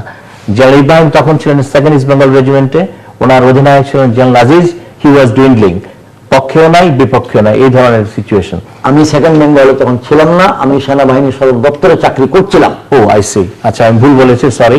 তো যাই হোক, আমি 2nd বেঙ্গলের অফিসার যুদ্ধ করেছি। আচ্ছা, তারপরে সৌভাগ্যক্রমে আমরা এয়ারফোর্সের 9 জন অফিসারকে পেলাম, যারা রাজি হলেন 2টি মিগ এবং 2টি হেলিকপ্টার অস্ত্রসজ্জিত করে they will fly and they can on orders they can strike at Bangabhaban এবং সৌরওয়াদী উদ্যান, যেখানে ট্যাঙ্কগুলো মোবিলাইজ আছে। এবং 3 তারিখ সকালে উই মুভড। আমাদের ফার্স্ট প্ল্যান ছিল জেনারেল জিয়াউর রহমানকে বন্দী করা। 1st বেঙ্গলের একটা প্লেটুন দেওয়া হলো আমাকে এবং ক্যাপ্টেন হাফিজুল্লাহকে। ক্যাপ্টেন হাফিজুল্লাহর দায়িত্ব ছিল। জিয়ার উত্থানে আপনারা শঙ্কিত ছিলেন কেন? জিনিসটা হচ্ছে chain of command. Ziaur Rahman was still the army chief তখন, Khaled Musharraf was the chief of the general staff. প্রয়োজন নাই যে বাংলাদেশের বিষয়টি দেখাশোনা করার জন্য মার্কিন যুক্তরাষ্ট্র নাকি অনেক আগে একটা কন্ট্রাক্ট দিয়ে দিয়েছিল দিল্লিকে, যে তুমি আমাকে দেখাশোনা করো। এখন সেই কন্ট্রাক্ট দিয়ে দেওয়ার পর সেই কন্ট্রাক্ট কি বাতিল করার জায়গা আছে, সুযোগ আছে কিনা, বা সেই কন্ট্রাক্টের স্থগিত করার সুযোগ আছে কিনা আমি ঠিক জানি না। কারণ আপনি তো রশিটা ছেড়ে দিয়েছিলেন। এটা বলার পিছনে কারণ ভারত উদীয়মান শক্তি, এটা আমাদেরকে মাথার মধ্যে রাখতেই হবে। ভারতকে ছাড়া আমরা চলতে পারবো না, এটা আমাদেরকে রাখতেই হবে। নিজেদের মর্যাদাকে আমরা রক্ষা করবো, এটা আমাদেরকে চিন্তা করতে হবে। জন কেরি টুকটাক যাই বলে থাকুক না কেন, দে are A factor. Still now, they are the largest power or the strongest power in the whole world, followed by China or Russia or both together. এবং এই ক্ষেত্রে ওনারা আগামী নির্বাচন নিয়ে কথা বলতে পারেন, ওনারা মানবাধিকার লঙ্ঘন নিয়ে কথা বলতে পারেন, ওনারা সৌদি আরবের সঙ্গে যে আমাদের জোট হয়েছে সেই জোট নিয়ে কথা বলতে পারেন, ওনারা বাংলাদেশকে এই আহ্বানও জানাতে পারেন ভারত প্রসঙ্গে কি পদক্ষেপ নেওয়া উচিত বা চায়না প্রসঙ্গে কি পদক্ষেপ নেওয়া উচিত। কিন্তু কি আলাপ হবে, কিছু বাণিজ্যিক দিকও হয়তো, কিন্তু বাণিজ্যিক দিক তো থাকতেই পারে এবং আছে। কারণ আমরা জিএসপি পাচ্ছি না অনেক দিন ধরে, যেটা আমাদের ন্যায্য প্রাপ্য আমেরিকা আমাদেরকে দিচ্ছে না। এটা মাননীয় বাণিজ্য মন্ত্রী প্রধানমন্ত্রী বলেছেন যে কি আলোচনা হলো, উনি যাবার পরে জানাবেন। কিন্তু এখন আমরা মাননীয় প্রধানমন্ত্রী চাইলেই সব জানাতে পারবেন না, আর জন ক্যারি সাহেব চাইবেন ওরা জানাইতে। সুতরাং আসলে আমরা একটু অন্ধকার থেকে যাই। আমি মেজর নাসির কাছে যাবার আগে আরেকটা প্রসঙ্গে একটু কথা বলে, আপনি ওনাকে পদকের কথা বলেছেন, যেটি পেলে খুশি হতেন। আপনি জানেন যে মন্ত্রী সভা কমিটি জিয়াউর রহমান প্রাক্তন রাষ্ট্রপতি এবং বিএনপি প্রতিষ্ঠাতা, তার যে স্বাধীনতা পদক সেটিকে প্রত্যাহার করে নেবার সিদ্ধান্ত নিয়েছে। তো এই বিষয়ে আপনাদের কোনো মন্তব্য যদি থাকে বা বক্তব্য, যেহেতু আপনারাও মুক্তিযোদ্ধা এবং যারা সিদ্ধান্ত নিয়েছেন ওনারা রাজনীতি করেন এবং প্রতিষ্ঠিত স্বনামধন্য রাজনৈতিক দলের সদস্য, তার নাম বাংলাদেশ আওয়ামী লীগ, ইংরেজিতে লেখে BAL, উচ্চারণটা সুন্দর না।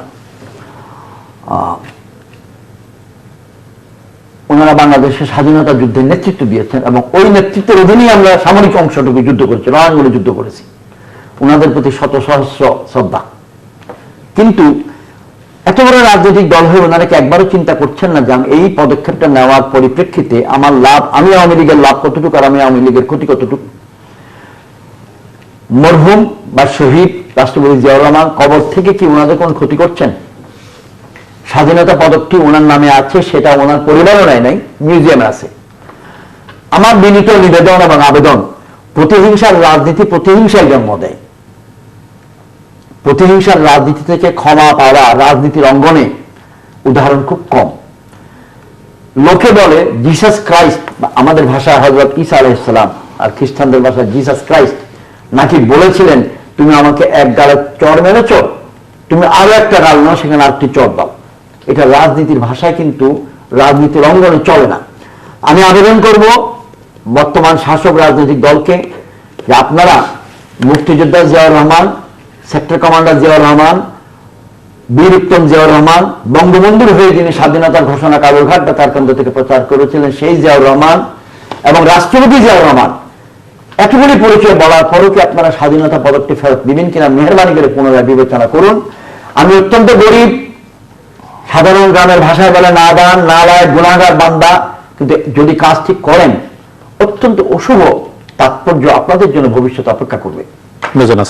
আমি মেজর জিয়াউর রহমানকে দেখেছি পাকিস্তান মিলিটারি একাডেমিতে, উনি যখন একজন প্রশিক্ষক ছিলেন, সেখান থেকে অল্প বিস্তর তার সঙ্গে আমার পরিচয় ঘটে।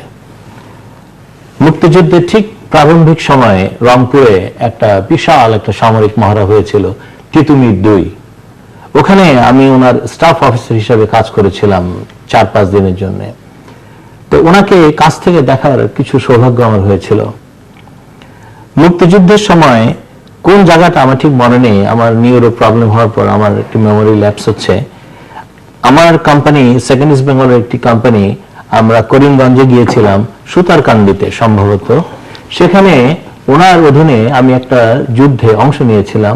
সেখানে আমি তার নেতৃত্ব দেখেছি, ওনার সরাসরি যুদ্ধে ওনার সাহসিকতা দেখেছি। একটি কথা হচ্ছে, আমরা অনেকে বলেন যে উনি কোনো সরাসরি যুদ্ধে অংশ নেননি, কেউ কেউ বলেন এটা বলাটা মনে হয় অনুচিত হবে, কারণ উনি সুতারকান্দি ব্যাটেলে, জকিগঞ্জ ব্যাটেলে উনি ছিলেন। কমান্ডাররা তো একেবারে সামনে সৈনিকের মতো যুদ্ধ করেন না, ওনারা রিয়ারে থাকেন, একটা মানে কমান্ড গ্রুপ, ও গ্রুপ নিয়ে তারা থাকেন, সেখান থেকে তারা পরিচালনা করেন। এরপরেও তার স্বাধীনতার পরে আমি জিয়াউর রহমান সাহেবকে খুব কাছ থেকে আমি দেখেছি। আমি যখন আর্মি হেডকোয়ার্টারে G2 কোঅর্ডিনেশন ছিলাম, general Ibrahim is going to bear me out, তখন তার সাথে ঘনিষ্ঠভাবে কাজ করার সুযোগ হয়েছে। এছাড়া উনি কালুরঘাট থেকে যে স্বাধীনতার ঘোষণা দিয়েছিলেন, সেটা রংপুরে আমি যখন ছিলাম মুক্তিযুদ্ধের সময় শুনিনি, কিন্তু আমি এটুকু জেনেছি সৈনিকদের মুখ থেকে 26 তারিখ 27 তারিখের পর থেকে শুনেছি যে জিয়াউর রহমান নামে এক আর্মি মেজর, ইস্ট বেঙ্গল রেজিমেন্টের মেজর, বঙ্গবন্ধুর পক্ষে স্বাধীনতা ঘোষণা করেছে।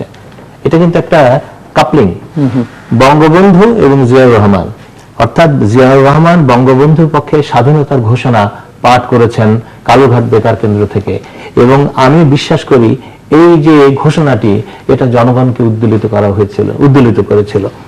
তো এখন স্বাধীনতার 45 বছর পরে যদি তার এই যে স্বাধীনতার পদক বা তার যে সম্মান বা তার যে অবদান, এটাকে যদি ছিনিয়ে নেওয়া হয়, আমার মনে হয় এখানে ছোটখাটো একটা হীনমান্যতার বহিঃপ্রকাশ ঘটবে।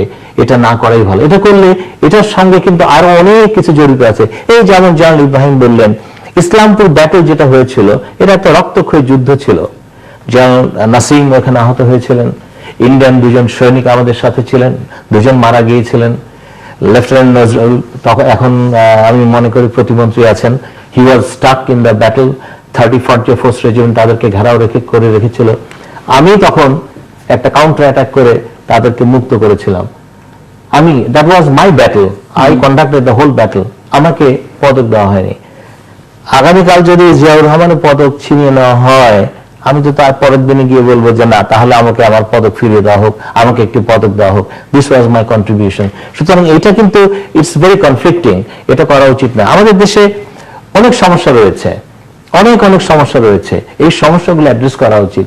এই যে আমি ইদানিং দেখছি, আমি মাননীয় প্রধানমন্ত্রীর কথা বলবো না, বিভিন্ন মন্ত্রী বিএনপির বিরুদ্ধে বিষোদ্গার করছে। তারা বলছে যে BNP is not a political party at all now, they are dead. আমি ব্যক্তিগতভাবে মনে করি yes, BNP is lacking a leadership.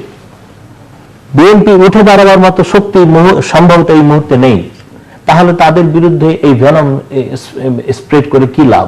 বরঞ্চ সরকারের মন্ত্রীরা, সরকার ভবিষ্যতে জনগণের জন্য কি করবেন, ইকোনমিক প্রোগ্রাম কি, সোশ্যাল প্রোগ্রাম কি, পলিটিক্যাল প্রোগ্রাম কি, এগুলি বলাই বাঞ্ছনীয়। এই জিয়াউর রহমানের কাছ থেকে পদক ছিনিয়ে নেওয়া। মেজর নাসিরউদ্দিন, আপনি জিয়ার প্রসঙ্গ যেহেতু উঠলো এবং অগাস্ট মাসে আমরা কথা বলছি, 75-এর 15ই আগস্ট থেকে নভেম্বর পর্যন্ত 7ই নভেম্বর, এরপরে অনেক ঘটনাবলী আছে, কিন্তু এই সময়টা বেশ উত্তাল সময়, কলঙ্কজনক অধ্যায়, নানা ঘটনা প্রবাহের মধ্য দিয়ে বাংলাদেশ গেছে। একটা সময় একটি ঘটনার সঙ্গে তো আপনি নিজে সরাসরি 3 নভেম্বরের সঙ্গে যুক্ত, যে ঘটনার পরে 3 দিন বাংলাদেশে কোনো সরকার ছিল না বলে যে সরকারকে দেশ চালাচ্ছে কেউই জানতো না। আজকে এখনো সেই 75-এর কাটেনি, কিন্তু এখনো আওয়ামী লীগের সাধারণ সম্পাদক সৈয়দ আশরাফুল ইসলাম বলছেন যে 75-এর ঘটনার পুনরাবৃত্তি ঘটতে পারে, সবাইকে ইঙ্গিতে বুঝে নেবার জন্য বলছেন। তো 75 কিন্তু এখন পর্যন্ত একটা মিথের মতো, মানে অনেকের কাছে এখনো অনেক রহস্য অজানা, অনেক কিছু। এটি গবেষণার দাবি রাখে যে 75 নিয়ে। সেই ঘটনার কিছু আপনি আমাদের একটু বলবেন যে আমি 75-এর সেই সব ঘটনা বলি, ঘটনাটি বলার কারণ আমি বললাম যে আপনি নায়ক না খলনায়ক, আমি এই সিদ্ধান্ত বলতে পারছি না, আমি খলনায়ক হিসেবে নিজেকে ধরে নিচ্ছি। আসলে